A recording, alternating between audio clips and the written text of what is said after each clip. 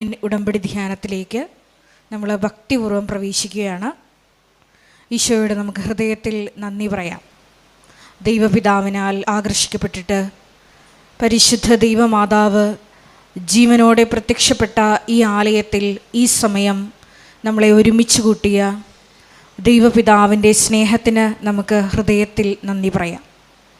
2004 December 7-ാം തീയതി ഉച്ചകഴിഞ്ഞ് 2:30 ഇതുപോലൊരു ആരാധന മധ്യയാണ് ദൈവമാതാവ് സമയഘടികാരം നെഞ്ചിൽ ചാർത്തി ഈ അൾത്താരയിൽ പ്രത്യക്ഷയായിക്കൊണ്ട് ദുരന്തം ഉണ്ടാകുവാൻ പോകുന്നു, പ്രാർത്ഥിക്കണമെന്ന വലിയ ദൈവിക സന്ദേശം കൈമാറിയത്. ജീവിതത്തിൻ്റെ വിവിധ ദുരന്ത മുഖങ്ങളിലായിരുന്നു കൊണ്ടാണ് നമ്മളും പരിശുദ്ധ അമ്മ ജീവനോടെ പ്രത്യക്ഷപ്പെട്ട ഈ ആലയത്തിൽ വന്ന് മരിയൻ ഉടമ്പടിയെടുത്ത് പ്രാർത്ഥിച്ചുകൊണ്ട് ദുരന്ത മുഖങ്ങളെ അതിജീവിക്കുവാൻ, ദൈവകരുണ നമ്മുടെ ജീവിതത്തിൽ സ്വന്തമാക്കുവാൻ ആഗ്രഹത്തോടെ പ്രാർത്ഥിച്ച് ഉടമ്പടി നിബന്ധനകൾ പാലിച്ച് മുന്നേറുന്നത്. ഈ ധ്യാനം നയിക്കുവാൻ പോകുന്ന കൃപാസനത്തിൻ്റെ സ്ഥാപക ഡയറക്ടറായ ബഹുമാനപ്പെട്ട VP ജോസഫ് അച്ഛനെ ദൈവപിതാവിൻ്റെ കരങ്ങളിൽ സമർപ്പിച്ച് നമുക്കൊരു നിമിഷം മൗനമായിട്ട് പ്രാർത്ഥിക്കാം. അച്ഛൻ്റെ ആരോഗ്യത്തെ പ്രത്യേകമായിട്ട് സമർപ്പിച്ച് പ്രാർത്ഥിക്കാം. ഏറ്റെടുത്തിരിക്കുന്ന എല്ലാ ശുശ്രൂഷ മേഖലകളെയും പ്രത്യേകമായിട്ട് അൾത്താരയിൽ സമർപ്പിച്ച് പ്രാർത്ഥിക്കാം. ഈശോയെ വരാൻ പോകുന്ന ആരാധന മണിക്കൂറിനെ പ്രത്യേകമായിട്ട് സമർപ്പിച്ച് പ്രാർത്ഥിക്കുന്നു. ഈശോയെ ആരാധനയിലൂടെ നീളം അച്ഛനിലൂടെ നീ തന്നെ ഞങ്ങളോട് സംസാരിക്കണമേ എന്ന് പ്രാർത്ഥിക്കുന്നു. വചനം നൽകണമേ എന്ന് പ്രാർത്ഥിക്കുന്നു. കൃപാസനത്തിൻ്റെ എല്ലാ ശുശ്രൂഷ മേഖലകളെയും നിർമ്മാണ പ്രവർത്തനങ്ങളെയും ഞങ്ങൾ ഒരു നിമിഷം സമർപ്പിച്ച് പ്രാർത്ഥിക്കുന്നു. ഈശോയെ എല്ലാവരിലേക്കും ദൈവിക കൃപ സമൃദ്ധമായി വർഷിക്കുവാൻ ഈ ആരാധനയിലൂടെ കരുണയാകണമേ എന്ന് പ്രാർത്ഥിച്ചുകൊണ്ട് ദിവ്യകാരുണ്യനാഥനെ വരവേറ്റുകൊണ്ട് നമുക്ക് ഇരുകരങ്ങളും ഉയർത്തി ശക്തമായി സ്തുതിക്കാം. ഹല്ലേലൂയ ഹല്ലേലൂയ ഹല്ലേലൂയ. മഹത്വം മഹത്വം. ഈശോയേ, നിന്റെ ശക്തി ഈ സമയം ഈ ആലയത്തിൽ പ്രകടമാക്കണമേ എന്ന് പ്രാർത്ഥിക്കുന്നു. പരിശുദ്ധ അമ്മയോടൊപ്പം പ്രാർത്ഥിച്ച അപ്പോസ്തല സമൂഹത്തിലേക്ക് ആത്മാവിന്റെ അഗ്നി അയച്ചതുപോലെ ഞങ്ങളുടെ സമൂഹത്തിലേക്കും ആത്മാവിന്റെ അഗ്നി അയക്കണമേ. പുത്തൻ പെന്തക്കോസ്ത അനുഭവം നൽകണമേ. പുതു സൃഷ്ടികളാക്കി മാറ്റണമേ. ഹല്ലേലൂയ ഹല്ലേലൂയ ഹല്ലേലൂയ. യേശുവേ നന്ദി, യേശുവേ ആരാധന. ഹല്ലേലൂയ. നമുക്ക് എല്ലാവർക്കും ഭക്തിപൂർവ്വം മുട്ടുമേലായിരിക്കാം.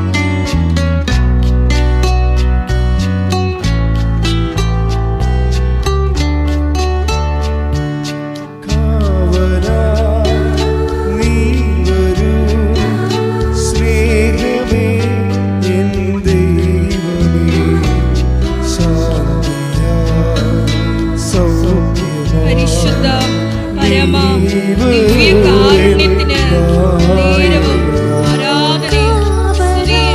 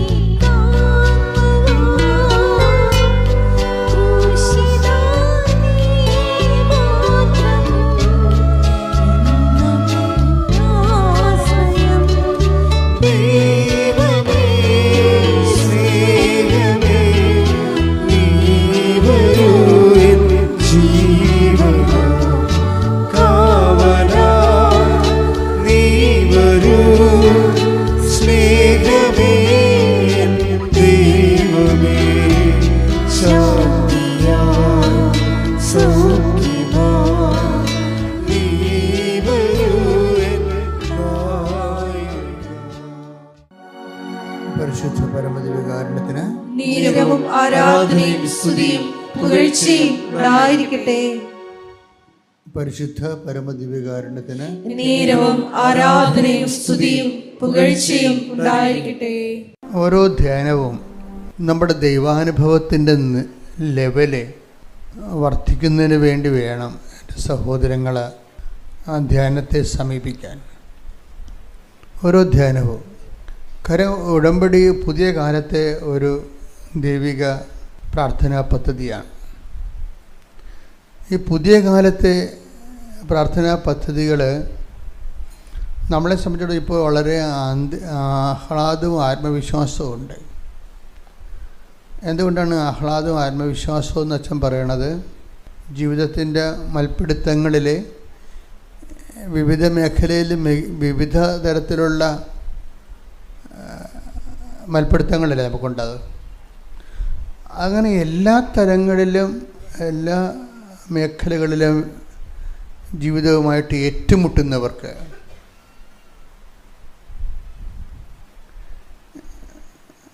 വളരെ ഹൃദ്യമായ സമീപസ്ഥമാണ്. ദൈവസമീപസ്ഥമാണെന്നല്ല ഞാൻ പറയണത്. ഉടമ്പടിയിലെ ആൾക്കാർ പറയുന്ന സാക്ഷ്യങ്ങൾ കേൾക്കുമ്പോൾ വളരെ അമീക്കബിളായിട്ടുള്ള പ്രസൻസാണ്. വളരെ വളരെ എന്താണ് ഹൃദ്യമായ സൗഹാർദ്ദപരമായ സാന്നിധ്യം. അപ്പോൾ എൻ്റെ സഹോദരങ്ങൾ, എനിക്ക് തോന്നുന്നത് കുറച്ച് കൂടുതൽ ഇൻവെസ്റ്റ്മെൻറ്റ് വേണ്ടി വരണത്, നിങ്ങളുടെ ലക്ഷ്യമെന്ന് പറയണത് ഈ ഉടമ്പടിയിൽ ഉള്ളൊരു ഗുണം, ഇതിൻ്റെ ഫോർമുല കറക്റ്റാണ്. അതാണ് ഞാൻ ഈ ഉടമ്പടിയുടെ കൂടെ സഞ്ചരിക്കുമ്പോൾ, നിങ്ങളുടെ കൂടെ സഞ്ചരിക്കുമ്പോഴും എൻ്റെയും നിങ്ങളുടെയും അനുഭവങ്ങളെ ഹരിച്ചും കുടിച്ചൊക്കെ നോക്കുമ്പോൾ എനിക്ക് മനസ്സിലാവുന്നത് ഇതിൻ്റെ ഫോർമുല കറക്റ്റാണ്, പക്ക ബിബ്ലിക്കലാണ്. അതുകൊണ്ടാണ് അഭിമന്യ പിതാക്കന്മാരും ദൈവശാസ്ത്രജ്ഞന്മാരും ഒക്കെ ഇതിനെതിരെ സംസാരിക്കാത്തതിൻ്റെ കാരണം. അവൻ പറയണത് പോലെ ചെയ്യുക. ആടെ മധ്യസ്ഥതയിൽ, മാതാവിൻ്റെ മധ്യസ്ഥതയിൽ. അപ്പോൾ അവിടെ മുൻതൂക്കം വന്നത് ആർക്കാണ്? അവനെയാണ്. ആർക്കാണത്? ക്രിസ്തുവിനാണ് മുൻതൂക്കം വന്നത്. ഇതൊരു മരിയം പ്രെയർ അല്ല ശരിക്കും. ഇത് ക്രിസ്ത്രോസെൻട്രിക് ആയിട്ടുള്ള, ക്രിസ്തുവിനെ കേന്ദ്രീകരിച്ചുള്ള ഒരു സുവിശേഷ പ്രാർത്ഥനാ പദ്ധതിയാണ്. എനിക്ക് തോന്നിയിട്ടുള്ള ഒരു ബുദ്ധിമുട്ട്, നമ്മുടെ സഹോദരങ്ങളെ പലപ്പോഴും ഒരു മെറ്റീരിയൽ ഓറിയൻറ്റഡ് ആയിട്ട് ഇതിനെ സമീപിക്കുന്നുണ്ട്. മെറ്റീരിയൽ എന്ന് പറയുമ്പോൾ എന്താണ്? നമുക്ക് ഒരു പ്രയാസം ഉണ്ടായ ജീവിതത്തിൽ, ജോലി അല്ലെങ്കിൽ മക്കളെക്കുറിച്ചുള്ള ആകുലതകൾ, അപ്പോൾ അതിലേക്ക് ഇതിനെ ട്യൂൺ ചെയ്ത് വെക്കും. അപ്പോൾ അവിടെ വരുന്നൊരു പ്രശ്നം വെച്ച് കഴിഞ്ഞാൽ അതിനേക്കാളും ഔട്ട്പുട്ടുള്ളതാണ്. പക്ഷെ നമ്മളുള്ള പ്രശ്നം വെച്ചാൽ ദൈവത്തെ ചെറുതാക്കുന്നുണ്ടോ എന്ന് എനിക്കൊരു സംശയമുണ്ട്.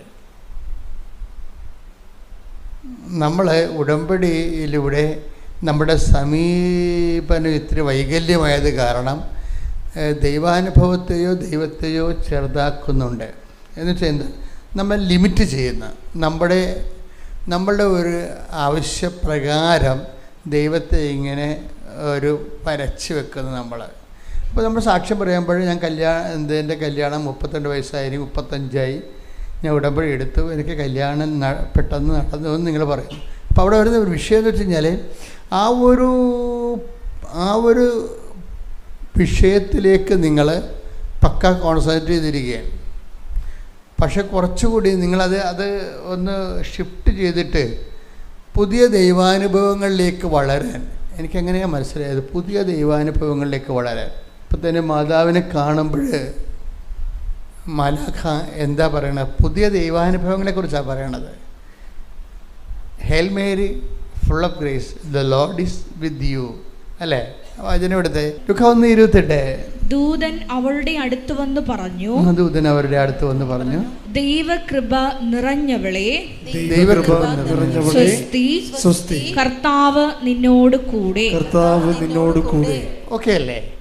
അതായത് ഇവിടുത്തെ വരുന്ന വിഷയം വെച്ച് കഴിഞ്ഞാൽ കർത്താവ് നിന്നോട് കൂടെ എന്ന് വെച്ച് കഴിഞ്ഞാൽ പ്രസൻസ് ഓഫ് ഗോഡാണ് അവിടെ ഉദ്ദേശിക്കുന്നത്, ദൈവത്തിൻ്റെ സാന്നിധ്യം. കർത്താവ് നിൻ്റെ കൂടെയുള്ള കർത്താവിനെ നിനക്ക് അനുഭവിക്കാൻ കഴിയും. എന്ത് കാരണമെന്നാണ്? നിനക്ക് ദൈവകൃപ നിറഞ്ഞത് കൊണ്ട്. അതാണ് വിഷയം. അപ്പോൾ നമ്മുടെ ഒരു ചാലഞ്ച് വരണത് സിമ്പിൾ ചാലഞ്ചാണ്. നമ്മളിതുപോലെ ദൈവകൃപ നിറയുകയാണെങ്കിൽ നമ്മൾക്ക് ദൈവത്തിൻ്റെ പ്രസൻസ് ഫീൽ ചെയ്യാൻ പറ്റും. വളരെ സിമ്പിൾ ലോജിക്കല്ലേ? സിമ്പിൾ ലോജിക്കാണ്. എന്ന് വെച്ച് കഴിഞ്ഞാൽ ദൈവകൃപ നിറഞ്ഞവളെ സ്വസ്തി, കർത്താവ് നിന്നോട് കൂടെ. അപ്പം അത് വളരെ സ്കാൻ ചെയ്ത് മനസ്സിലാക്കിയാൽ നമുക്ക് മനസ്സിലാവുന്നത് എന്താണ്? നമ്മളും അമ്മയെപ്പോലെ കൃപ നിറയുകയാണെങ്കിൽ, അപ്പോൾ നിങ്ങളോർക്ക് വെച്ചാൽ കൃപ നിറയാൻ വലിയ പാടാണ്. വളരെ സിമ്പിളാണ്. കൃപ നിറയാൻ കുറച്ച് കാര്യങ്ങൾ ശ്രദ്ധിച്ചാൽ മതി. ഈ ഹൃദയത്തെ ഒന്ന് ടാർഗറ്റ് ചെയ്താൽ നമ്മൾക്ക് നമ്മുടെ ഹൃദയം അല്ലാതെ നമ്മുടെ മൊത്തം ലൈഫ് അല്ലെങ്കിൽ മൊത്തം കാര്യവിചാരിപ്പുകൾ ഒന്നും നമ്മളിങ്ങനെ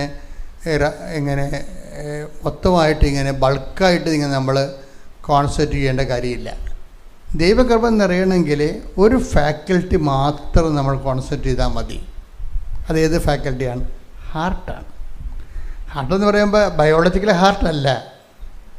ബയോളജിക്കൽ ഹാർട്ടെന്ന് പറയുമ്പോൾ നിങ്ങൾ ബയോളജി പഠിക്കുന്ന ഹാർട്ടില്ലേ, അതൊരു മോട്ടറാണ്. നമ്മുടെ ഇവിടെ ഇരിക്കണം മോട്ടർ, അതിങ്ങനെ പമ്പ് ചെയ്തുകൊണ്ടിരിക്കും അല്ലേ? അത് ഭയങ്കര അത്ഭുതമാണ് ശരിക്കും പറഞ്ഞാൽ.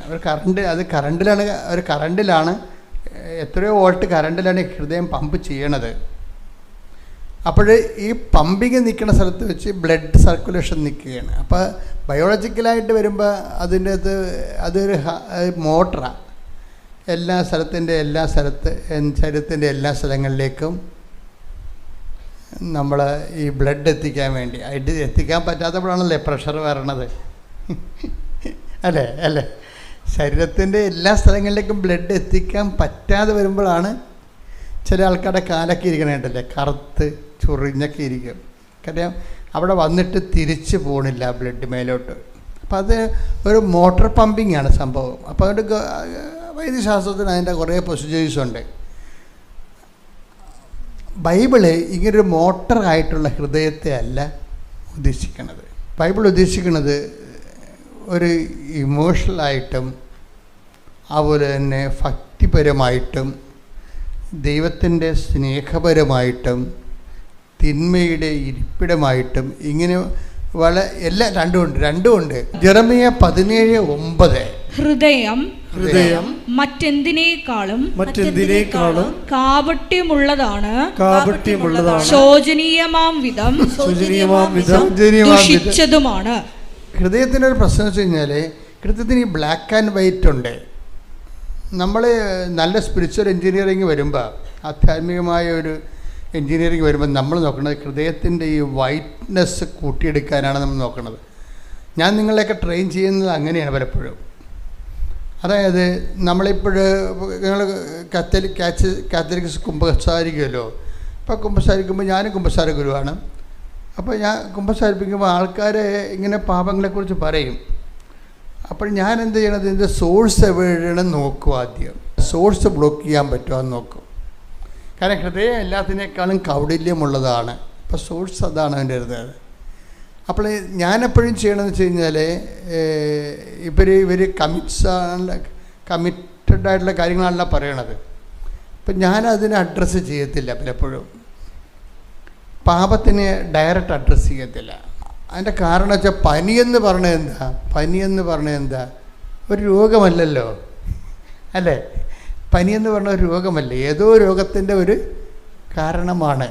ഇപ്പം നിങ്ങൾ പറയുന്നത് പനിയാണ്, തലവേദന, പനി എന്നൊക്കെയാണ് കുമ്പസാരക്കുട്ടി പറയണത്. ആത്മാവിന് പനിയാണ്, ആത്മാവിന് തലവേദനയാണ്. അപ്പം ഞാനതിനൊന്ന് നോക്കണമെന്ന് വെച്ച് കഴിഞ്ഞാൽ എങ്ങനെ ബോഡി ഹെൽത്തി ആയിക്കഴിഞ്ഞാൽ ആ വിഷയം മാറും. ഇപ്പം ഞാനെന്ത് ചെയ്ത് ബോഡി ഹെൽത്തി ആക്കാൻ നോക്കും. എങ്ങനെ?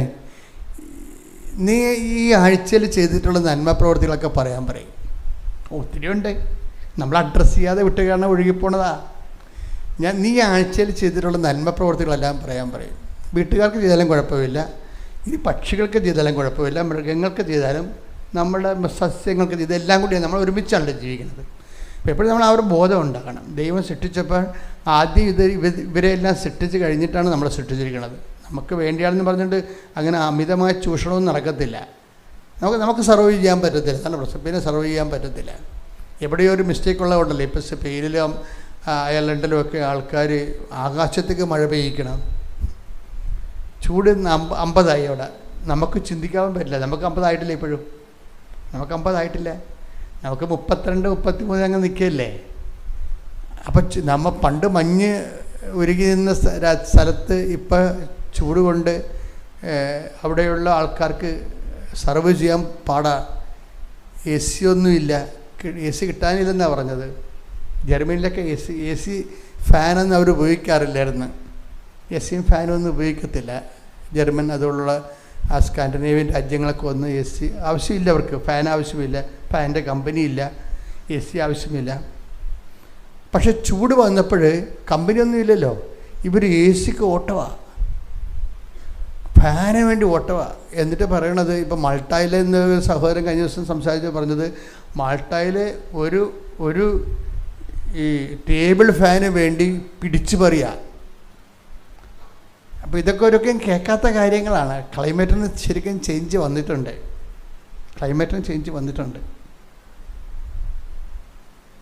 അപ്പോൾ ഞാനെന്താ പറഞ്ഞു വരുന്നതെന്ന് ചോദിച്ചു കഴിഞ്ഞാൽ, ഇതുപോലെ ഒരു ഹൃദയം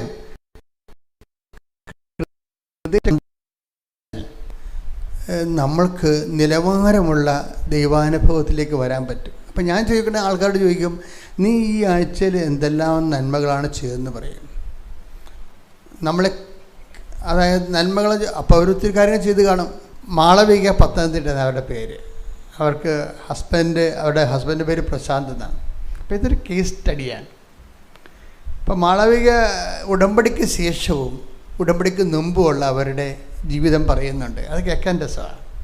അവർ ക്യാഷ്വലായിട്ട് ഇങ്ങനെ പറഞ്ഞു പോവുകയാണെങ്കിൽ ഞാൻ വളരെ ശ്രദ്ധിച്ചത് അവിടെ പറയുന്നത്, ഞാൻ ഉടമ്പടിക്ക് മുമ്പ് ഒരു മനുഷ്യനെ മുഖത്ത് നോക്കത്തില്ലായിരുന്നു. റോഡിൽ കൂടി പോയാൽ ഞാൻ എൻ്റെ കടയിൽ പോയാൽ സാധനം മേടിച്ച് പെട്ടെന്ന് നോക്കി ഞാൻ എൻ്റെ വീട്ടിൽ പോകും. ഇപ്പം അങ്ങനെയല്ല, ഞാൻ എല്ലാവരെയും ശ്രദ്ധിക്കാം.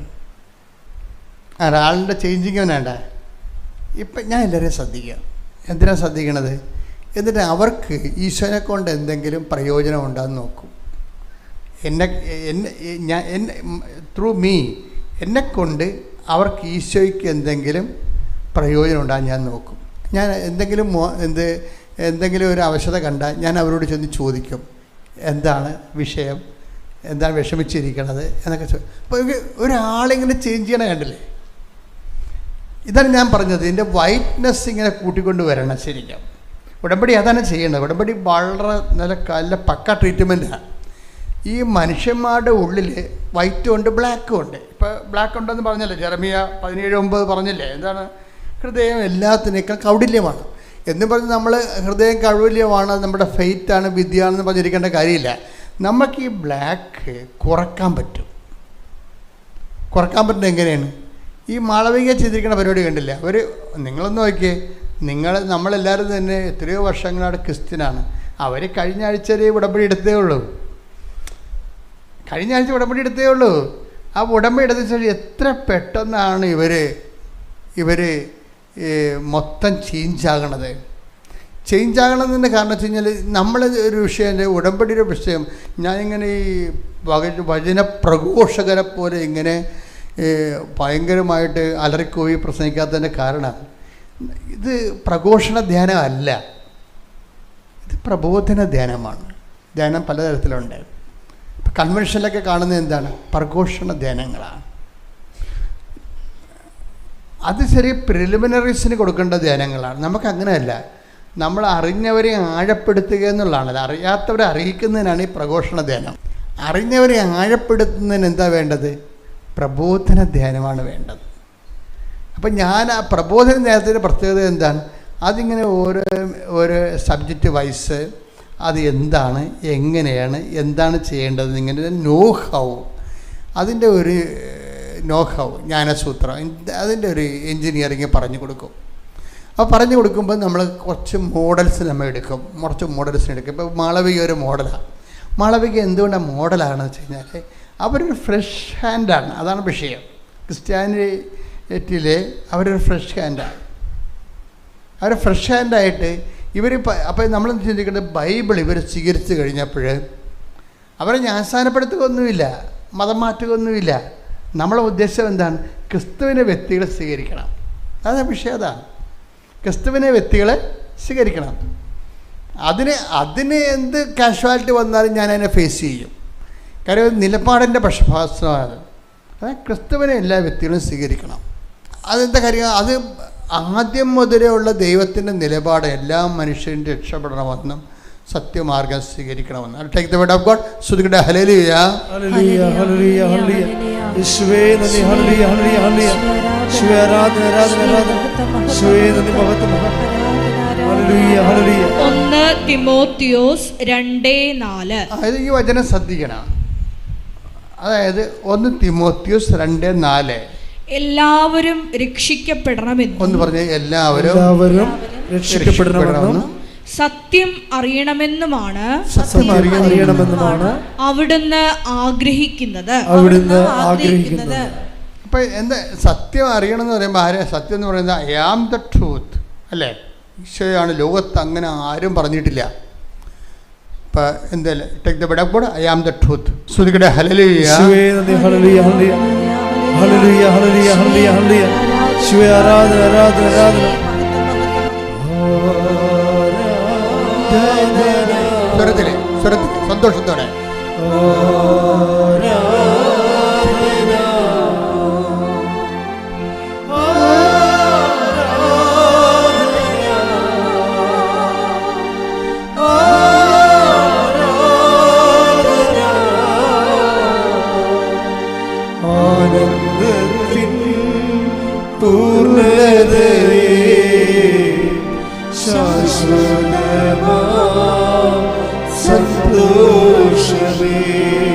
ആനന്ദത്തിൻ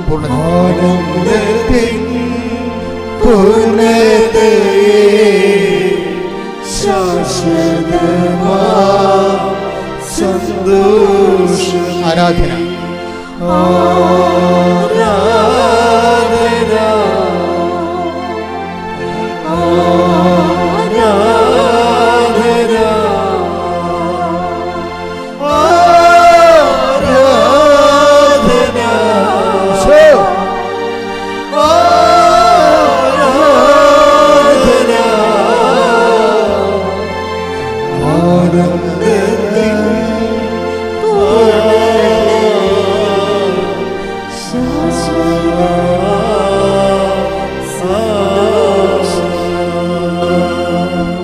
യോഹന്നാൻ 14:6. ഈ വചനം വളരെ മനസ്സിൽ സൂക്ഷിക്കണം. എന്താണ് യോഹന്നാൻ 14:6? യേശു പറഞ്ഞു, വഴിയും സത്യവും ജീവനും ഞാനാണ്. വഴിയും സത്യവും ജീവനും ഞാനാണ്. എന്നിലൂടെയല്ലാതെ ആരും പിതാവിന്റെ അടുക്കിലേക്ക് വരുന്നില്ല. ആരും ഹല്ലേലൂയ, ഹല്ലേലൂയ, ഹല്ലേലൂയ, ഹല്ലേലൂയ.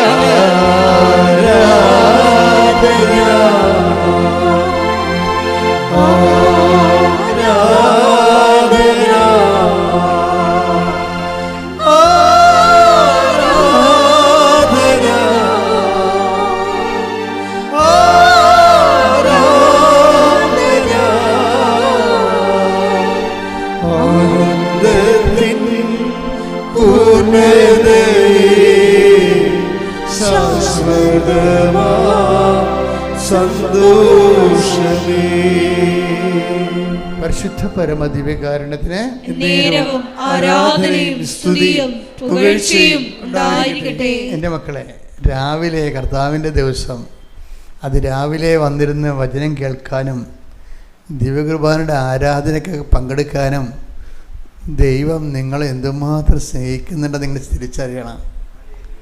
ഹല്ലേലൂയ. ഇത് വലിയൊരു അനുഗ്രഹം. നമ്മുടെ എല്ലാ പ്രശ്നങ്ങളും തീരുകയാണ്. എന്താ കാര്യം? എല്ലാ പ്രശ്നങ്ങളും തീരുകയാണ്. എന്താ കാര്യം? കർത്താവ് നമ്മളെ തൻ്റെ അടുത്തേക്ക് വിളിച്ചു അല്ലേ? അതുതന്നെ തൻ്റെ അത് എന്തുകൊണ്ട് അങ്ങനെ വരുന്നത്? അടുത്തേക്ക് വിളിക്കുന്നത് ആരെയാണ്? വചനമെടുത്തേ. മർക്കോസിന്റെ സുവിശേഷം 3-ാം അധ്യായം 13 മുതലുള്ള തിരുവചനങ്ങൾ. പിന്നെ അവൻ മലമുകളിലേക്ക് കയറി തനിക്ക് ഇഷ്ടമുള്ളവരെ അടുത്തേക്ക് വിളിച്ചു. അപ്പോൾ ഐഡിയ ഈസ് വെരി ക്ലിയർ. അല്ലേ? നിങ്ങളെ കർത്താവ് അടുത്തേക്ക് ഈ പ്രഭാതത്തിലെ കർത്താവിൻ്റെ ദിവസം, നിങ്ങൾക്ക് കടങ്ങളുണ്ട്, ജപ്തിയുണ്ട്, പല പ്രശ്നങ്ങളൊക്കെ ഉണ്ട്. പക്ഷേ കർത്താവ് നിങ്ങൾക്ക് അടുത്തേക്ക് വിളിച്ചിട്ടുണ്ട്. അടുത്തേക്ക് വിളിച്ചത് എന്തുകൊണ്ടാണ്? അവിടെ തനിക്ക് ഇഷ്ടപ്പെട്ടവരെ നിങ്ങളെ അണ്ടർ എസ്റ്റിമേറ്റ് ചെയ്യേണ്ട കാര്യമില്ല. കഴിഞ്ഞ കാലങ്ങളിൽ നിങ്ങൾക്ക് എന്തെല്ലാം തരത്തിലുള്ള ഷോർട്ട് കമ്മിങ്സ്, എന്തെങ്കിലുമൊക്കെ അബദ്ധങ്ങൾ സംഭവിച്ചാലും ദൈവം അത് റൈറ്റ് ഓഫ് ചെയ്തിരിക്കുന്നു. കൈയടിക്കട്ടെ, ശ്രദ്ധിക്കട്ടെ.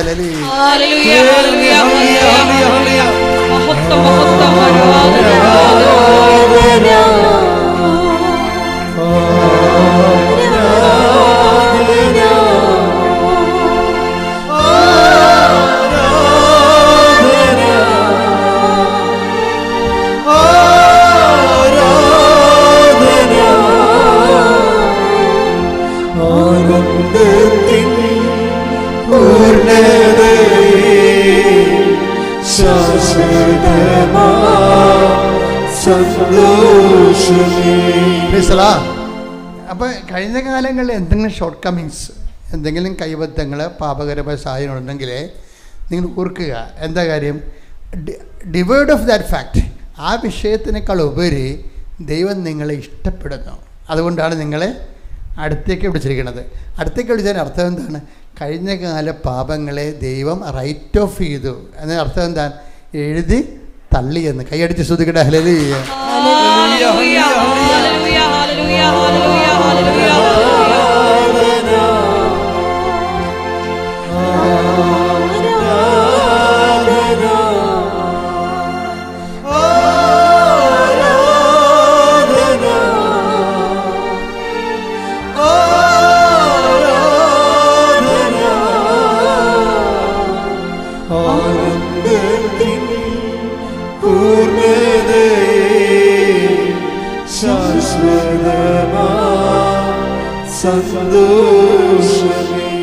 പരിശുദ്ധ പരമദിവ്യകാരുണ്യത്തിന്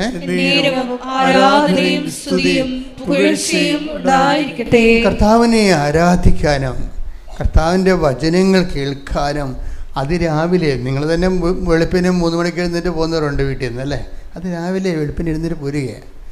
അത് ഒരു വലിയൊരു അഭിഷേക തലമാണ്. കാരണം നിങ്ങൾക്ക് എന്തെല്ലാം തടസ്സമുണ്ടെങ്കിലും കർത്താവ് നിങ്ങളെ കൈക്ക് പിടിച്ച് ഇവിടെ കൊണ്ടുവന്നു. നിങ്ങളുടെ കണ്ണീരിൻ്റെ കാലത്ത് നിങ്ങളുടെ കൈക്ക് പിടിച്ചിരിക്കുന്ന കർത്താവാണ്. കൈയടിച്ച് ശ്രദ്ധിക്കട്ടെ. ഹല്ലേലൂയ.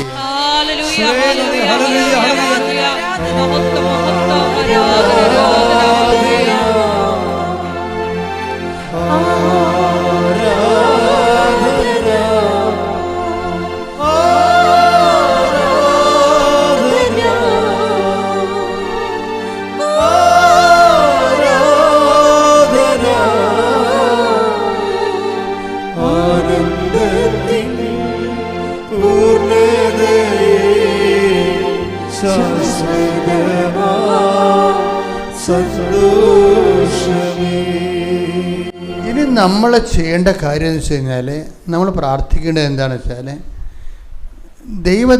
എനിക്ക് തോന്നിയിരിക്കുന്ന റിസ്ക് എന്ന് പറയണത്, നമ്മൾ ഭയങ്കര സമ്മർദ്ദങ്ങൾക്കല്ലേ ആൾക്കാർ ജീവിച്ചേക്കുക. സമ്മർദ്ദത്തിനടിപ്പെട്ടാണ് ജീവിക്കണത്.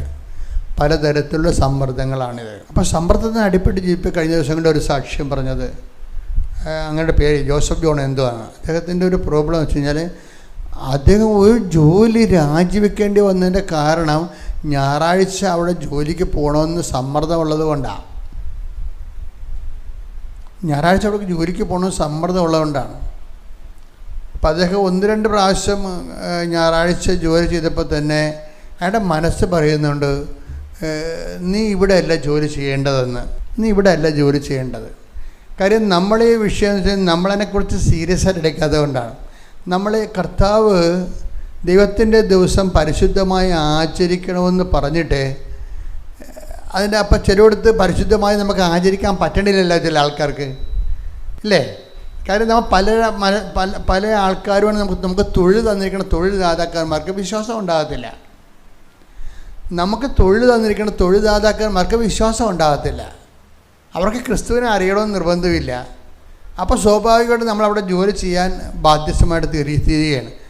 പക്ഷേ നമ്മൾ എന്തിനാണ് ഒരു പ്രാർത്ഥന വെച്ചിട്ടുണ്ട് പ്രാർത്ഥിക്കുന്നുണ്ട്. എന്താണ്? ഞങ്ങളെ പ്രലോഭനത്തിൽ ഉൾപ്പെടുത്തരുത്. ഇങ്ങനെയുള്ള ദൈവകൃപ നഷ്ടപ്പെടാൻ സാധ്യതയുള്ള സ്ഥലങ്ങളിലേക്ക് ഞാൻ കൊണ്ടുപോകരുത്. പക്ഷേ ആ പ്രാർത്ഥന നിങ്ങൾ ആത്മാർത്ഥമായിട്ട്, എൻ്റെ മക്കളെ ഒരു പ്രോബ്ലം ഉണ്ട്. പ്രാർത്ഥനയ്ക്കല്ല പ്രശ്നം, പ്രാർത്ഥനയുടെ ആത്മാർത്ഥതയ്ക്കാണ് പ്രശ്നം. പ്രാർത്ഥനയ്ക്ക് എന്താ പ്രാർത്ഥന ആൾക്കാർക്ക് വരുന്ന ഒരു അബദ്ധം എന്താണെന്ന് അറിയാമോ? നമ്മളൊരു 100 പോയിൻ്റ് പ്രാർത്ഥിച്ചെന്ന് വിചാരിച്ചോ, 100 പോയിൻ്റ് പ്രാർത്ഥിക്കുന്നു വിചാരിച്ചോ.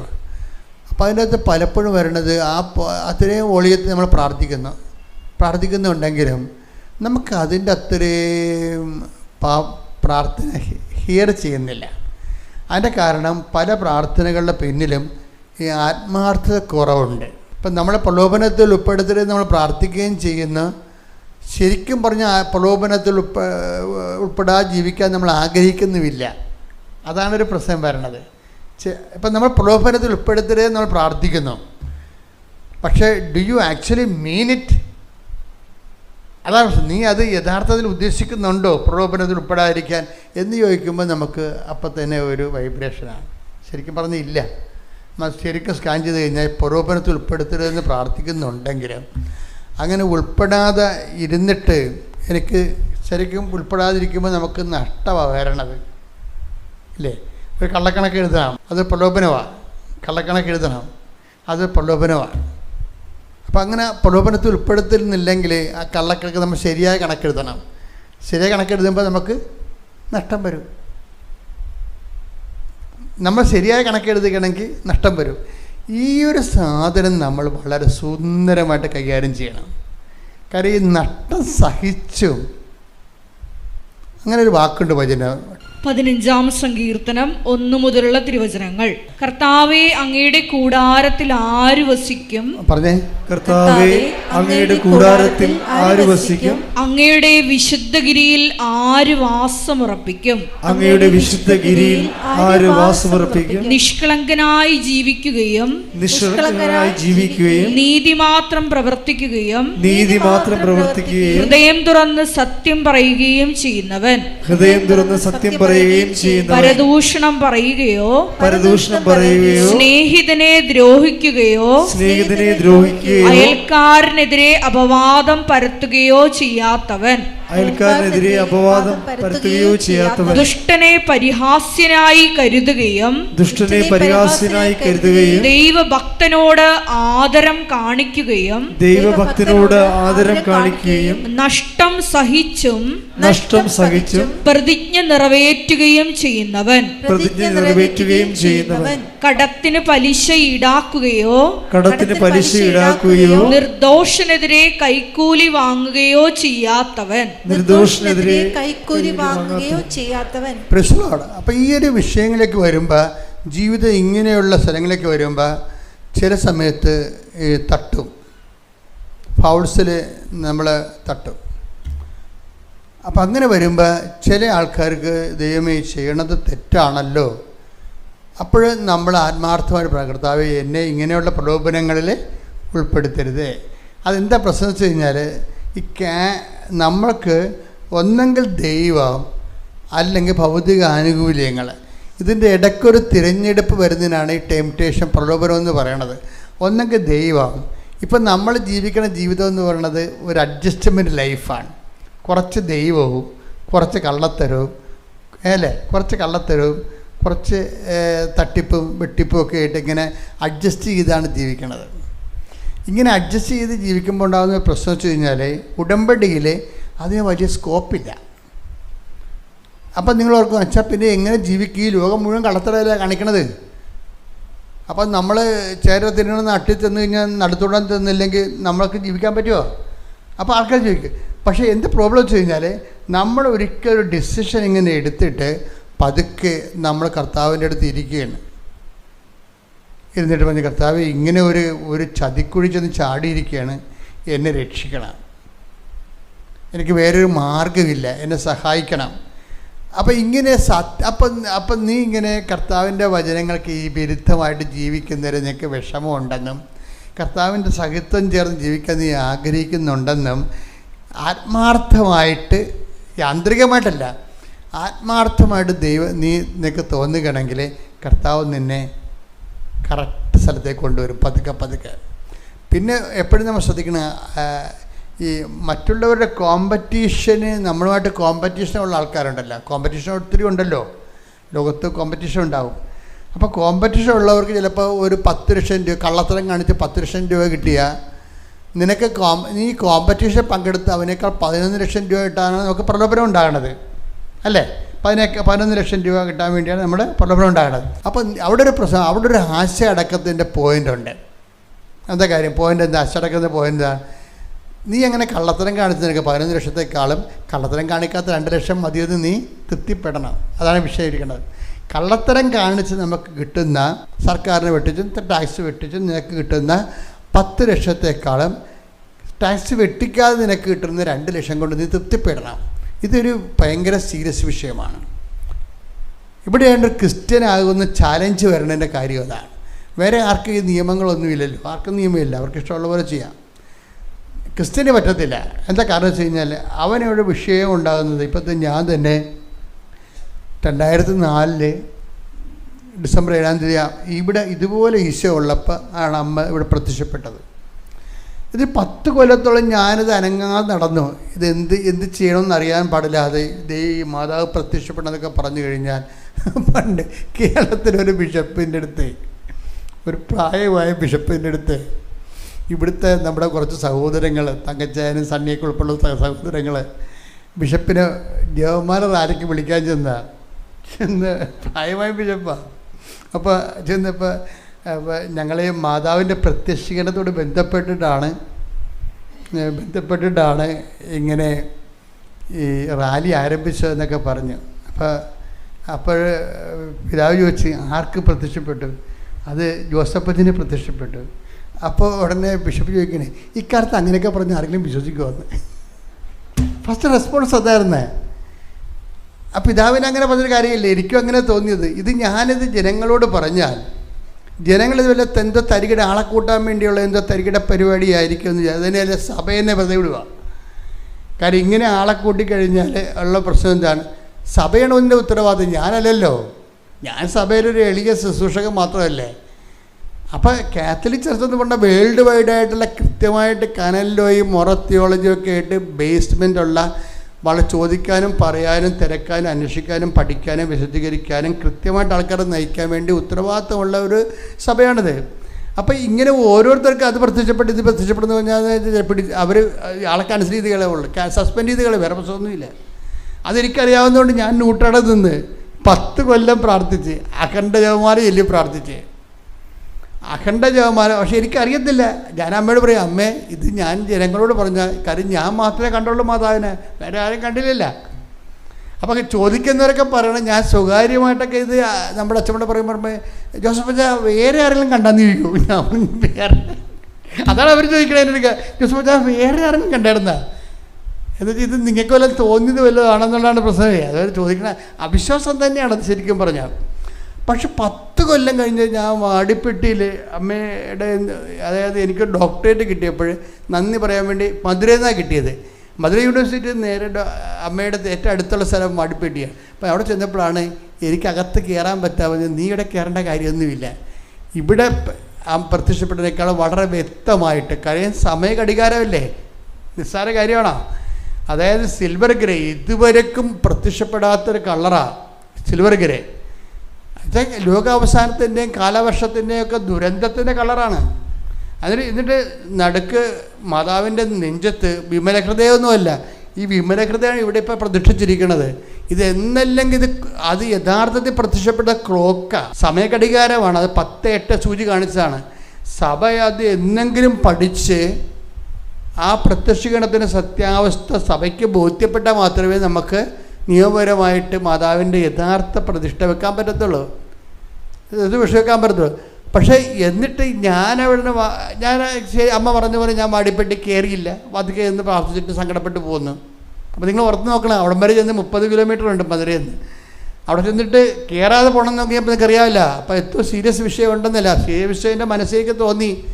അത് സീരിയസ് ആണ് അമ്മ പറഞ്ഞത്, വിഷയം സീരിയസ് ആണെന്ന് പറഞ്ഞേ. എൻ്റെ കയ്യിൽ നിന്ന് വന്ന എനിക്ക് അമ്മ പറഞ്ഞത് ബോൾഡായിട്ട് പറയേണ്ടതായിരുന്നെന്നാണ് അമ്മയുടെ ഒരു മനസ്സിരിപ്പ്.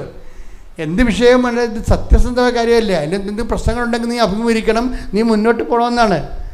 അതാണ് നമ്മുടെ മനസ്സിരിപ്പ്. പക്ഷെ അതുകൊണ്ടാണ് വാടിപ്പെട്ടി വന്നപ്പോൾ വളരെ കറക്റ്റ് ഡിസിപ്ലിനറി ആക്ഷൻ പോലെ എന്നെ ഗെറ്റ് ഔട്ട് അടിച്ചത്. പക്ഷേ എന്താ പറ്റിയത്, ഞാൻ 5 മിനിറ്റ് കഴിഞ്ഞപ്പോൾ തന്നെ ഒരു വലിയ പ്രത്യക്ഷ പ്രാർത്ഥനയുടെ നാക്കിൽ വന്നത്, അമ്മ ആഗ്രഹിക്കുന്ന കൃപാവര പദ്ധതി കൃപാസനത്തിലും ഞങ്ങളുടെ കുടുംബത്തിലും നിറവേറാൻ ഇടയാക്കണമേ. കണ്ടാ എന്ത് കൊച്ചു പ്രാർത്ഥനയാണ്. ദശവത്സര പ്രാർത്ഥന എന്നാണ് ഈ മധ്യസ്ഥ പ്രാർത്ഥനയ്ക്ക് ആദ്യം പറഞ്ഞുകൊണ്ടിരുന്ന പേര്. എന്താ കാര്യം, 10 വർഷം കഴിഞ്ഞപ്പോഴാണ് അമ്മ ഈ പ്രാർത്ഥന തന്നത്. അമ്മ ആഗ്രഹിക്കുന്ന ഒരു കൃപ, അത് 6 മാസമേ ചെല്ലുള്ളൂ. 6 മാസം എന്ന് പറയുന്നത് രസമാണ്. ഇവിടെ അത്രയൊന്നും ആൾക്കാരൊന്നും വരത്തില്ലായിരുന്നു. ഇവിടെ 10 കൂടിപ്പോയാൽ ഒരു ആഴ്ച, ഒരു മാസം ഒരു പ്രാർത്ഥന ഉണ്ടാകത്തുള്ളൂ. അത് ആദ്യ ചൊവ്വാഴ്ചയാണ്. അതിന് 2,500 പേര് വരും. പക്ഷെ 10,000 പ്രാർത്ഥന അടിച്ചിരിക്കണത്. അപ്പം ഞാനിവിടുത്തെ ഒരു ബ്രദറിനോട് പറഞ്ഞു, നീ അവിടെ നമ്മുടെ മലയാറ്റൂർ മലയുടെ താഴെ പോയി നിൽക്കുക, എന്നിട്ട് മലയിറങ്ങി പ്രാർത്ഥിച്ച് വന്ന ആൾക്കാരില്ലേ അവർക്കെല്ലാം പ്രാർത്ഥിക്കണമെന്ന് പറയാൻ വേണ്ടി കൊടുക്കാൻ പറഞ്ഞു. അപ്പോൾ അത് ഈ കൊച്ചു പ്രാർത്ഥന അവർക്കെല്ലാം കൊടുക്കും. അമ്മ ആഗ്രഹിക്കുന്ന കൃപാവര പദ്ധതി. അപ്പോൾ എന്തോ ഒരു മനുഷ്യർ 6 മാസം പ്രാർത്ഥിച്ചപ്പോൾ തന്നെയാണ് ഉടമ്പടി തന്നത് അമ്മ. പിന്നെ നമുക്ക് പിടിച്ച, അതായത് ഉടമ്പടി തരണേന്, ഉടമ്പടി അല്ലല്ലോ ഇവിടുത്തെ പ്രശ്നം. അതിനുശേഷം ഉടമ്പടി തരിക മാത്രമല്ല ചെയ്തത്, ആ ഉടമ്പടിയുടെ കൂടെ അവിടെ ഉടമ്പടിയെ സത്യസന്ധമായിട്ട് കാണുന്ന ആൾക്കാരുടെ കൂടെ അമ്മ പോവുകയാണ്. അതാണ് ഇപ്പോൾ നമ്മൾ കാണുന്നത്. കഴിഞ്ഞ ദിവസങ്ങളിൽ വേറൊരു സാക്ഷിയുണ്ട്. അതായത് സൂസൻ തിരുവല്ലയുടെ വിഷയം എന്ന് പറയണത്, സൂസൻ തിരുവല്ല ഗൾഫിലൊരു സ്ഥലത്ത് വർക്ക് ചെയ്ത് അവർക്ക് അവരുടെ ഭർത്താവും കുഞ്ഞുങ്ങളൊക്കെ ആയിട്ട് ആ ഒരു ശമ്പളത്തിൽ വർക്ക് ചെയ്യാൻ പറ്റണില്ല. അപ്പോൾ അവർ പെട്ടെന്ന് ഒരു സുപ്രഭാതത്തിൽ കുഞ്ഞ് കാശുരൂപം ആരോ കൊടുത്തു. അവർക്ക് കൃപാസന മാതാവിൻ്റെ കാശുരൂപം അവർക്ക് കൊടുത്തു. അപ്പോഴേ ഇവളിങ്ങനെ ഇത് ഷിഫ്റ്റ് ചെയ്യണമല്ലോ, ജോലി ഷിഫ്റ്റ് ചെയ്യണമല്ലോ എന്ന് ചിന്തിച്ചിട്ട്, ഷിഫ്റ്റ് ചെയ്യണോ, പോയാൽ ജോലി കിട്ടിയില്ലെങ്കിൽ പിന്നെ ഉള്ളത് കൂടി പോകില്ല, വെള്ളത്തിലാകും, എല്ലാം പട്ടിണിയാകുമല്ലോ. അപ്പോൾ അവർക്ക് തീരുമാനം എടുക്കാൻ പറ്റണില്ല. പറ്റാത്ത സമയത്ത് ആണ് ഈ അമ്മ കയറി വരണത് ഒരു കുഞ്ഞ് കാശുരൂപമായിട്ട്. ആ കാശുരൂപം കിട്ടിക്കഴിഞ്ഞപ്പോൾ അവർക്ക് പരിശുദ്ധാത്മ അവർക്ക് കൊടുത്തത്, ഇനി നിൻ്റെ കാര്യമെല്ലാം സ്റ്റീർ ചെയ്യണത് കൃപാസന മാതാവായിരിക്കും. എപ്പോഴായാലും ഇനി അമ്മ നിൻ്റെ കൂടെ ഉണ്ടാകും. അപ്പോൾ നീ ബോൾഡായിട്ടിരിക്കണം. ഓസ്കി പരീക്ഷയൊക്കെ ഉണ്ട്, അതൊക്കെ ശരി, പക്ഷേ നീ ബോൾഡായിട്ടിരിക്കണം. ഇവരെന്നാ ചെയ്തെന്ന് വെച്ചാൽ ഇവർ ബോൾഡായിട്ടിരിക്കണമെന്ന് ഈ ഒരു കുഞ്ഞു കാശുവത്തെ തുടങ്ങുന്ന ജീവിതമാണ്. ഇവർ ചെയ്യണമെന്ന് വെച്ച് കഴിഞ്ഞാൽ ഇവരുടനെ വീടെല്ലാം അടിച്ചു വാരി. അതാണ് വിഷയം. അതാണ് ഈ ആൾക്കാർ വിഷയത്തെ സമീപിക്കുന്ന രീതികൾ ഭയങ്കര വ്യത്യാസമാണ്. അവരാദ്യം ചെയ്തത് വീടെല്ലാം അടിച്ചു വാരി പൊടിയും അഴുക്കും എല്ലാം കളഞ്ഞ് എല്ലാം വൃത്തിയാക്കി ഓർഡർ. കാര്യം അമ്മ ഈ വീട്ടിൽ വരണമുള്ളതാണ്. പിന്നെ ലൈഫ് മാറുകയാണ്. അതാണ് വിഷയം. ഇപ്പം അതായത് നമ്മൾ ചില ആൾക്കാർ ഉടമ്പടി എന്ന് പറഞ്ഞാൽ അത് വളരെ സത്യസന്ധമായിട്ട് ഫിസിക്കലായിട്ടാണ് അവരെടുക്കുന്നത്, സ്പിരിച്വലായിട്ടല്ല. ചില ആൾക്കാർ സ്പിരിച്വലായിട്ടാണ് എടുക്കുന്നത്. കുറച്ച് നിയോഗങ്ങൾ കൊണ്ടുപോയി വെച്ച് തിരി കൊണ്ടുപോയി വീട്ടിൽ വെത്തി അത്യാവശ്യമുള്ളപ്പോൾ പ്രാർത്ഥിക്കും, അത് സ്പിരിച്വലാണ്. ചില ആൾക്കാർ ഫിസിക്കൽ കവനൻ്റാണ് എടുക്കുന്നത്. ഫിസിക്കൽ കവനൻ്റ് എന്ന് പറഞ്ഞാൽ അവർ ഈ വിഷയത്തെ മുഴുവൻ ടേക്കപ്പ് ചെയ്തിട്ട് ഡയറക്റ്റ് പരിശുദ്ധമ്മ വരുന്നത് പോലെ തന്നെ ലൈഫ് മൊത്തം അവർ വിശുദ്ധീകരിക്കും. എന്നിട്ട് ഇവരിതിനു വേണ്ടി ഇൻവെസ്റ്റ് ചെയ്യും. അങ്ങനെ വന്നപ്പോൾ അവരൊരു ഓൺലൈൻ ഉടമ്പടി എടുത്തു. പിന്നീട് അവർ നാട്ടിൽ വന്ന് ഉടമ്പടി എടുത്തു. അവർ ബോൾഡായിട്ട് റിസൈൻ ചെയ്തു. അവരുടെ ജോലി റിസൈൻ ചെയ്തു. ജോലി റിസൈൻ ചെയ്യുമ്പോൾ എന്ന് വെച്ച് കഴിഞ്ഞാൽ നമുക്കറിയാം, ഈ അമ്മ നമ്മുടെ ജീവിതത്തിൽ ഇടപെടാൻ നേരത്ത് നമുക്ക് അമിതമായ ആത്മവിശ്വാസം ഉണ്ടാവും. കാര്യം എന്താ, ഈ വിഷയമെല്ലാം സെറ്റ് ചെയ്യാൻ. ഇപ്പം കാര്യം ഇവിടെ നമ്മൾ OIT എഴുതിയാലും പിന്നെ ചില രാജ്യങ്ങളിൽ പോയിട്ട് ആ രാജ്യത്തിന് പരീക്ഷ എഴുതാനാണ് ഓസ്കി എക്സാം എന്ന് പറഞ്ഞത്. അതിന് ഇപ്പം നമ്മുടെ FMG എക്സാമില്ലേ, യൂറോപ്പിലൊക്കെ പോയി ചൈനയിൽ പോയി MBBS എടുത്തിട്ട് പിന്നെ ഇന്ത്യയിൽ വന്നിട്ട് പിന്നെ എഴുതണ്ടേ. അതിന് 12 പേരെ ജയിപ്പിക്കത്തുള്ളൂ. 100-ൽ 12 പേരെ അവർ ജയിപ്പിക്കത്തുള്ളൂ. ഓസ്കി എക്സാമിന് ഇതുപോലെ കട്ട് ഓഫ് ഉള്ളതാണ്. അപ്പം അതുകൊണ്ട് കിട്ടി പോയാൽ പോയി. പക്ഷെ അമ്മ ഇവളോട് പറയണത് നിനക്ക് കിട്ടും, ഞാൻ വാങ്ങിച്ചു തരുമെന്നാണ് പറയണത്. അത് ഭയങ്കര രസമാണ്. അമ്മയുടെ അധികാരമെന്ന് പറഞ്ഞാൽ നമുക്ക് ചിന്തിക്കാൻ പറ്റാത്ത അധികാരമാണ്.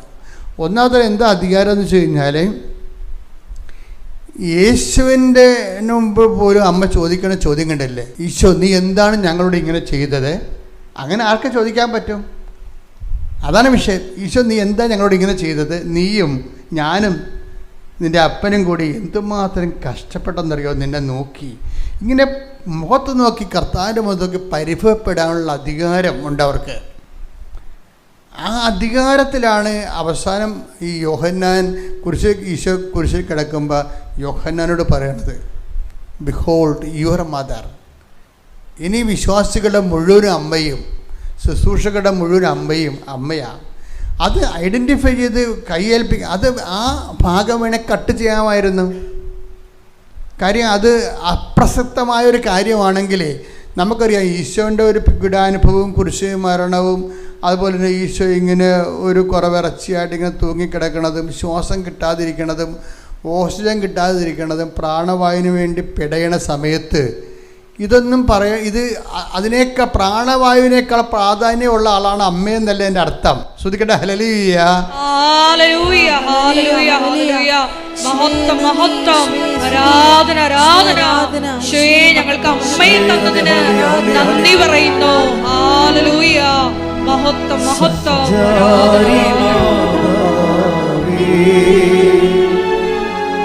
കൃപയുടെ കൂടാരമേ, വാഗ്ദാനം പേടകമേ, കൃപാസനത്തിൻ്റെ അമ്മേ, സഞ്ചാരി മാതാവേ, കൃപയുടെ കൂടാരമേ. പരിശുദ്ധ പരമദിവ്യകാരുണ്യത്തിന് ആരാധനയും സ്തുതിയും പുകഴ്ചയും ഉണ്ടായിരിക്കട്ടെ. അപ്പം ഈ സൂസൻ ഇതിന് കൊടുക്കുന്ന ഒരു വെയിറ്റേജ് ഉണ്ട്, വല്ലാത്ത വെയിറ്റേജാണ്. ഇവിടെ അതിന് ശേഷം ഇവിടുന്ന് ഗൾഫിൽ നിന്ന് ജോലി രാജിവെച്ചിട്ട് നേരെ ന്യൂസിലൻഡിലോട്ട് പോകും. ന്യൂസിലൻഡ് എക്സാം അവിടെ ചെന്നിട്ട് എഴുതുകയാണ്. അപ്പോൾ ഈ രാജിവെച്ചിട്ട് ഈ കുടുംബം മൊത്തമാണ് പോയിരിക്കണം എന്ന് ഓർക്കണം. ഭർത്താവും ഭാര്യയും 2 കുഞ്ഞുങ്ങളും പോയിരിക്കുകയാണ്. ജോലിയുണ്ടാ? ജോലിയില്ല. ജോലി അമ്മ തരുമെന്നുള്ള ഒറ്റ ഉറപ്പിൽ പോയിരിക്കുകയാണ്. അവിടെ ഉറപ്പെന്ന് പറഞ്ഞു കഴിഞ്ഞാൽ ഇവിടെ ന്യൂസിലൻഡിലൊരു പള്ളിയിൽ പോയി കുർബാന കൂടും. കുർബാന കൂടിച്ച് സൂസം പുറത്ത് വന്നിട്ട് 2-3 വെള്ളക്കാരെ കണ്ടിട്ട് കൃപാസനം പത്രം, ഇംഗ്ലീഷ് പത്രം കൊടുക്കും. അപ്പോൾ ഒരു വെള്ളക്കാർ ഇയാൾ അവരോട് ഉടക്കും. അപ്പോൾ ഇങ്ങനെയുള്ള സംഭവം ഞങ്ങൾ എടുക്കാറില്ല, ബി റാഷണൽ എന്നൊക്കെ പറയുമ്പോഴേക്ക് നിങ്ങൾക്ക് അത്. അപ്പോൾ ഈ ഒരു പക്ഷേ എന്നിട്ടും ഇവർ പത്രം മടക്കി വെള്ളക്കാരനൊക്കെ ഒന്ന് എങ്ങനെയും രക്ഷപ്പെടാനല്ലോ നോക്കണത്. വെള്ളക്കാരനെ ബോധ്യപ്പെടുത്തുകയാണ്. അങ്ങനെയല്ല, ഇങ്ങനെയാണ്, നിങ്ങൾ പറയുന്ന പോലെ അല്ല, നിങ്ങൾ ജസ്റ്റ് റീഡ് അറ്റ്ലീസ്റ്റ് 1 പേജ്. അത് നോക്കി എന്ത് ബാർഗൈൻ ചെയ്താണ് ഇവർ ഈ വെള്ളക്കാരന് കൃപാസന പത്രം കൊടുത്തു കൊടുക്കണത്. അപ്പോഴവർ ഈ വെള്ളക്കാരനോട് തർക്കിച്ചുകൊണ്ടിരിക്കുന്ന സമയത്ത് ഒരു കാർ അതിൽ പാസ് ചെയ്ത് വെച്ചും പെട്ടെന്ന് കാർ അവിടെ നിർത്തി കാറിൽ നിന്ന് വേറെ ലേഡി ഇറങ്ങി വരും. ലേഡി ഇറങ്ങിയെന്ന് വെച്ചും ഈ വെള്ളക്കാരന് പറയും, ഇത് കേരളത്തിലേതാണ്, മാതാവ് പ്രത്യക്ഷപ്പെട്ട സ്ഥലമാണ്, നിങ്ങളുടെ ഈ പത്രം മാത്രം നിങ്ങളുടെ കയ്യിരുന്നാൽ മതി, നിങ്ങൾ രക്ഷപ്പെടുമെന്ന് പറയും. ഉടനെ വെള്ളക്കാരൻ ഇത് മേടിക്കും, കാറ് പാസ് ചെയ്ത് പോവുകയും ചെയ്യും. അമ്മ ഇങ്ങനെ കുറേ പരിപാടി ചെയ്യുന്നുണ്ട്. അതെന്ന് വെച്ച് കഴിഞ്ഞാൽ നമ്മൾ സത്യസന്ധരാണെന്ന് എങ്ങനെ ദൈവത്തിന്, എൻ്റെ മക്കളെ, ഞാൻ നിങ്ങളോട് വളരെ വിനയത്തോടെയും എന്നാൽ ശാസനാപൂർവവും എനിക്ക് പറയാനുള്ള ഒരു അപേക്ഷ എന്ന് പറയുന്നത്, നിങ്ങൾ ഈ വിഷയത്തിൽ കുറച്ച് സത്യസന്ധത കാണിക്കണം. സത്യസന്ധത വെച്ച് കഴിഞ്ഞാൽ ഇപ്പോൾ ഇവരൊക്കെ കാണിക്കുന്നില്ലേ, ഇവർ ഫിസിക്കൽ ഉടമ്പടിക്കാരാണ്. അവരതുമായിട്ട് ഒരു യുദ്ധത്തിന് ഇറങ്ങിയ കൃപാസനം പത്രമായിട്ട് അവർ യുദ്ധത്തിന് ഇറങ്ങിയിരിക്കുകയാണ്. ആരുടെ മേലും സാധനം പറഞ്ഞവർ കൊടുത്തിരിക്കുക, അത് അവർ പ്രേക്ഷിത പ്രവർത്തനമാണ്. അപ്പോൾ ഓസ്കി പരീക്ഷയുടെ ദിവസമായപ്പോൾ ഇത്തിരി പേടിയുണ്ട് ഉള്ളിൽ. അപ്പോൾ കാര്യം എല്ലാം വന്ന് വാടകയ്ക്ക് ഹോട്ടലിൽ താമസിക്കണില്ല, എന്ത് റിസ്ക്കാണ് എടുത്തിരിക്കണത്. അമ്മയോട് ചോദിച്ചു, അമ്മേ, ഞാനും ഭർത്താവ് കുഞ്ഞുങ്ങളും ഉണ്ട് ഇവിടെ, ഓസ്കി പരീക്ഷയ്ക്ക് പോയിട്ട് ഇത് പൊട്ടിയാൽ തിരിച്ച് പോകേണ്ടി വരും കേരളത്തിലേക്ക്. പണ്ടത്തെ ജോലിയുമില്ല, ഇപ്പോഴും ജോലിയില്ല. അപ്പോൾ അമ്മ എൻ്റെ കൂടെ ഉണ്ടോ എന്ന് ചോദിക്കും. അപ്പം അമ്മ പറയും, പുറത്തോട്ട് നോക്കാൻ പറയും. പുറത്തോട്ട് നോക്കുമ്പോൾ മഴവില്ലിങ്ങനെ വിരിഞ്ഞ് നിൽക്കും. അത് എന്തൊരു അതായത് ഈ ഫിസിക്കൽ ഉടമ്പടിക്കാർ എപ്പോഴും ശ്രദ്ധിക്കണം. നിങ്ങളുടെ ഉടമ്പടി നിങ്ങളൊന്ന് ഷിഫ്റ്റ് ചെയ്യണം, നല്ലതാണെന്ന് എനിക്ക് തോന്നണത്. ഒരു സ്പിരിച്വൽ ഉടമ്പടി എന്ന് കറക്റ്റ് ഫിസിക്കൽ ഉടമ്പടി. കാര്യം ഇത് അമ്മ ഭയങ്കര റെസ്പോണ്ടിങ് ആണ്. നമ്മളൊന്ന് സത്യസന്ധമാണ്, ഇതിനു വേണ്ടി നമ്മൾ ജീവിക്കും, നമ്മൾ ഇതിനു വേണ്ടി ഇൻവെസ്റ്റ് ചെയ്യും, ലൈഫിൻ്റെ അകത്ത് വേണ്ടി നമ്മൾ ഇതിൻ്റെ അകത്ത് നിക്ഷേപിക്കുമെന്ന് ദൈവത്തിന് തോന്നിയാൽ എൻ്റെ മക്കളെ തിരിഞ്ഞു നോക്കേണ്ടി വരും. ഓസ്കർ എക്സാം കഴിഞ്ഞു, അപ്പം തന്നെ ജോലി അവൾ പാസ്സാകുകയും ചെയ്ത്, അവൾ അപ്പോയിൻമെൻ്റായി, ക്ലിയറായി. പെട്ടെന്നാണ് സംഭവം. ഉടമ്പടി ഉടനടി പരിഹാരം എന്ന് പറഞ്ഞു കഴിഞ്ഞാൽ ഉടനടി പരിഹാരമാണ്. പക്ഷേ എങ്ങനെ? സ്പിരിച്വൽ ഉടമ്പടിക്കാർക്കല്ല, ഫിസിക്കൽ ഉടമ്പടിക്കാർക്കാണ്. അത് കഴിഞ്ഞാലും മറ്റേന്ന് പറഞ്ഞാൽ നോക്കട്ടെ, ഒരു അടയാളം കാണട്ടെ, എന്നിട്ട് ഞാൻ ഇറങ്ങി പ്രവർത്തിക്കുക എന്നൊക്കെ പറഞ്ഞ് വാദപ്പനി ഉടമ്പടിക്കാരുണ്ടല്ലോ, അത് അവർക്ക് ഇത്തിരി സ്ലോ ആയിരിക്കും, പക്ഷെ നടക്കും കാര്യങ്ങൾ. പക്ഷേ ഇങ്ങനെ സ്ലോ ആകേണ്ട കാര്യമില്ല ഉടമ്പടി. അമ്മ അങ്ങനെയല്ലല്ലോ എന്നോട് പറഞ്ഞത്, ഉടനടി പരിഹാരം എന്നാണ് പറഞ്ഞത്. നിനക്കത് സത്യസന്ധമായിട്ട് നാളെ കാലങ്ങളിൽ നിനക്കത് ഗുണം ചെയ്യുമെങ്കിൽ അമ്മ ഈ അനുഗ്രഹം തരാൻ വെച്ച് താമസിപ്പിക്കത്തില്ല. പക്ഷേ ഈ സംഭവം നടക്കുന്നില്ല എന്നുണ്ടെങ്കിൽ നീ അത് അതിൻ്റെ പുറകെ നടന്ന് നിങ്ങളപ്പോഴും നീയുടെ ഇൻറ്റൻഷൻ എന്താണെന്ന് നോക്കണം. അതിൻ്റെ പിന്നിലുള്ള എങ്ങനെയാണ് ഈ ചിന്ത വന്നത്, ആദ്യം ചിന്ത എങ്ങനെ വന്നതെന്ന് നോക്കണം. ചിന്ത വന്ന് ചിലപ്പോൾ പെശക് ചിന്തയ്ക്ക് വന്നിരിക്കണം. കാര്യം ചിലപ്പോൾ കൂട്ടുകാർ രക്ഷപ്പെട്ടു പോയത് കൊണ്ടാ, അല്ലെങ്കിൽ മറ്റുള്ള നിനക്ക് കൂടുതൽ മെച്ചമായൊരു ജീവിതം വേണ്ടത് കൊണ്ടാ, അങ്ങനെ എന്തെങ്കിലും സമ്മർദ്ദം കൊണ്ട് എടുത്തെന്നുണ്ടെങ്കിൽ പിന്നെ നമ്മുടെ മുമ്പിലുള്ള മാർഗമെന്ന് പറഞ്ഞത് ഇതുപോലെ ഫിസിക്കൽ ഉടമ്പടിയേ പറ്റത്തുള്ളൂ. കാര്യം ദൈവത്തിന് ഫിസിക്കൽ ഉടമ്പടി ഗുണമെന്ന് പറയുന്നത്, സ്പിരിച്വൽ ഉടമ്പടിയും ഫിസിക്കൽ ഉടമ്പടിയും തമ്മിലുള്ള വ്യത്യാസം എന്ന് പറയുന്നത്, സ്പിരിച്വൽ ഉടമ്പടി ബോധ്യങ്ങൾ കുറവായിരിക്കും ദൈവത്തിന്. മാളവിക എന്ന് പറയുന്നത്, മാളവിക പറയുന്നത് ഞാൻ ടോട്ടലായിട്ട് ലൈഫിനെ സമീപിക്കുന്ന രീതി മാറ്റിയെന്നാണ് പറയണത്. എന്താ കാര്യം? ഞാൻ അങ്ങോട്ട് ചെന്ന ആൾക്ക്, ഒരു പരിചയമില്ലാത്ത ആൾക്കാർ, എനിക്ക് പരിചയമില്ലാത്ത ആൾക്കാരുടെ മുഖത്ത് പോലും നോക്കാത്ത ഞാനിപ്പോൾ അങ്ങോട്ട് ചെന്ന് ചോദിക്കും, ചേട്ടാ എന്താ പ്രശ്നം, വല്ല പ്രശ്നമുണ്ടാ? എന്നിട്ട് പറയുന്നത്, ഞാനും ഭർത്താവും കൂടി എല്ലാ ദിവസവും എല്ലാ ആഴ്ചയിലും ഒരു തളർന്ന് കിടക്കുന്ന ചേട്ടൻ്റെ വീട്ടിൽ പോകും. ഭർത്താവ് എന്ന് പറയുന്നത് പ്രശാന്തിൻ്റെ പ്രശ്നം എന്താണെന്നറിയോ? പ്രശാന്ത് ഇങ്ങനെ പലയിടത്തും പോയി, ആ ഫയർഫോഴ്സ്, പത്തനംതിട്ട ഫയർഫോഴ്സിലൊക്കെ പോയി അപേക്ഷ കൊടുത്തിട്ടുണ്ട്. പക്ഷേ ഫയർഫോഴ്സിൽ 4 പേരെ മതി. പ്രശാന്തിൻ്റെ റാങ്ക് 19. അപ്പോൾ ഈ ജന്മത്തിൽ സംഭവം എടുക്കത്തില്ല. അതിപ്പോൾ 6 കൊല്ലമായി ആ റാങ്ക് ലിസ്റ്റ്, 4 കൊല്ലമായി റാങ്ക് ലിസ്റ്റ് പ്രസിദ്ധീകരിച്ചിട്ട്. ഇപ്പോൾ റാങ്ക് ലിസ്റ്റ് എന്ന് പറയുമ്പോൾ കുറച്ച് കഴിയുമ്പോൾ ഈ റാങ്കിൽ അപേക്ഷാർത്ഥികളുടെ വയസ്സ് കൂടുന്നതും കൊണ്ട് ഔട്ട്പുട്ട് കുറയുമല്ല, അതുകൊണ്ട് റാങ്ക് ലിസ്റ്റ് അവർ ക്യാൻസലാക്കും. അങ്ങനെയാണ് റാങ്ക് ലിസ്റ്റ് ക്യാൻസലായി പോണത്.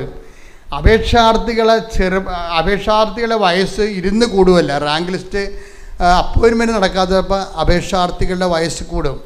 അപ്പോൾ ടീച്ചർമാരാണെങ്കിൽ അവർക്ക് പ്രശ്നമില്ല, അവരിങ്ങനെ ട്യൂഷൻ പഠിപ്പിച്ചൊക്കെ അവരെപ്പോഴും ബ്രെയിൻ എപ്പോഴും ക്ലിയർ ആക്കി നിർത്തും.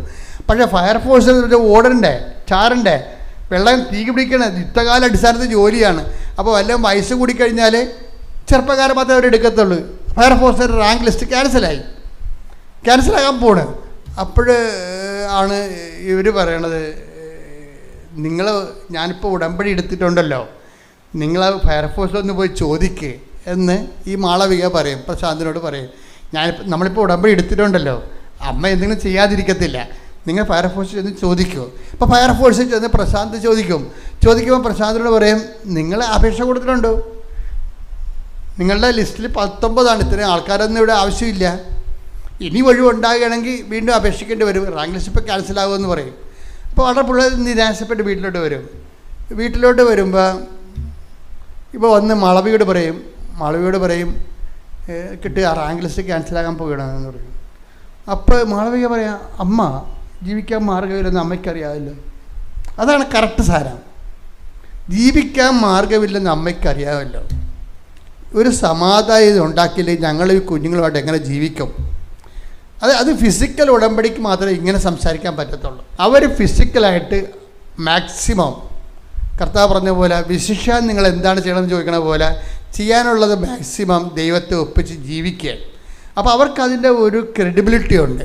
അതുകൊണ്ട് ആ അധികാരിയോട് അമ്മയോട് പറയും, അമ്മ ഇങ്ങനെ പോയാൽ ഇങ്ങനെ ജോലിയിട്ടില്ലേ, എങ്ങനെ ഞാൻ ജീവിക്കും? 2 കുഞ്ഞുങ്ങളില്ലേ, ഞങ്ങൾക്ക് ജീവിക്കാൻ പറ്റാത്ത അവസ്ഥയല്ലേ, അമ്മ എന്ന് ചെയ്യണ്ടേ എന്ന് പറഞ്ഞ് ഇവരോട് സംസാരിക്കും. അന്ന് രാത്രി മാളവികയ്ക്കൊരു സ്വപ്നം കാണാം. എന്താ കാര്യം? 715. മാളവിക ചേച്ചിയോട് ഒരു ചേച്ചിയാണ് ഇവളെ ഇതിലേക്ക് ആകർഷിച്ച് കൊണ്ടുപോകുന്നത്. അപ്പോൾ ചേച്ചി ഞാൻ ഇന്നലെ ഒരു സ്വപ്നം കണ്ട്, 715 കാണിക്കണത് അമ്മയെന്ന് പറഞ്ഞു. 715. അപ്പോൾ ഉടനെ ചേച്ചി പറഞ്ഞ്, എടി മോളെ, അമ്മ നിൻ്റെ കണ്ണുനീര് ഏറ്റെടുത്തിട്ടുണ്ട്, അല്ലെങ്കിൽ ഒത്തിരി പേര് നമ്പർ കാണുന്നുണ്ടല്ലോ, അമ്മ ഇങ്ങനെ എഴുതി കാണിക്കും സ്വപ്നത്തിൽ. പിറ്റേ ദിവസം ഈ പത്തനംതിട്ട ഓഫീസിൽ നിന്ന് കോൾ ഫോറായി. ഇവിടെ പറഞ്ഞു, ഞാൻ ഞെട്ടിപ്പോയി, ഈ അപ്പോയിൻമെൻറ്റ് പേപ്പർ കണ്ടിട്ടേ ഞാൻ ഞെട്ടിപ്പോയെന്ന്. പെട്ടെന്നാണ് സ്പീഡായത്. രാത്രി സ്വപ്നം കാണുന്ന പിറ്റേ ദിവസം അപ്പോയിൻറ്റഡ് ആകണം ഇയാൾ. അപ്പോൾ നോക്കുമ്പോൾ എന്താ സംഭവം? 715. എപ്പോഴാണ് അപ്പോയിൻ്റ് ചെയ്തിരിക്കുന്നത്? ജൂലൈ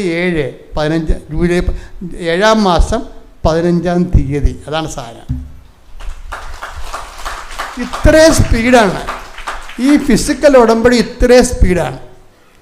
ഈ മാളവികയൊക്കെ ഏതെങ്കിലും കാലത്ത് മറക്കുക കർത്താവിനെ? മറക്കത്തില്ല. അവരുടെ കാര്യം അനുഭവങ്ങൾ അങ്ങനെ പോണത്. കാര്യങ്ങൾ നമ്മൾ ഇന്ന് വരെ ബൈബിൾ പോലും കാണാത്ത രീതിയിലുള്ള ദൈവിക ഇടപെടലാണ്. പ്രസൻസ്. ഇത് പ്രസൻസ് എന്ന് പറയും. ഇതെന്താ പ്രശ്നം വെച്ച് കഴിഞ്ഞാൽ, പണ്ട് മുതൽ ഈ പ്രസൻസ് ഉള്ളതാണേ. ഇത് പാക്കേജിലുള്ളതാണ്. കാര്യം എന്താണ്?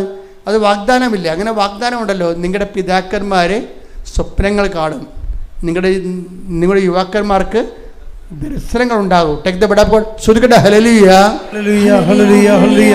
യേശുവേ നന്ദി. ഹല്ലേലൂയ ഹല്ലേലൂയ. യേശുവേ ആരാധന. ജോയൽ 2:28. അന്ന് ഇങ്ങനെ സംഭവിക്കും, എല്ലാവരുടെയും മേൽ എന്റെ ആത്മാവിനെ ഞാൻ വർഷിക്കും. ഇതാണ് വിഷയം. എന്താ പറഞ്ഞിരിക്കണത്? ഒന്ന് പറഞ്ഞേ, എല്ലാവരുടെയും മേൽ. അതാണ് ഈ മാളവികയൊക്കെ അതിനകത്തുണ്ട് ഇപ്പോഴ്. അതാണ് വിഷയം. എല്ലാവരുടെയും മേൽ. ക്രൈസ്തവനെ ഹോണർ ചെയ്യുന്ന, ക്രിസ്തുവിനെ രക്ഷകനായി കാണുന്ന എല്ലാവരുടെയും മേൽ അത് ഞാൻ എൻ്റെ ആത്മാവിനെ അയക്കും. പിന്നെ എന്താ പറയണത്?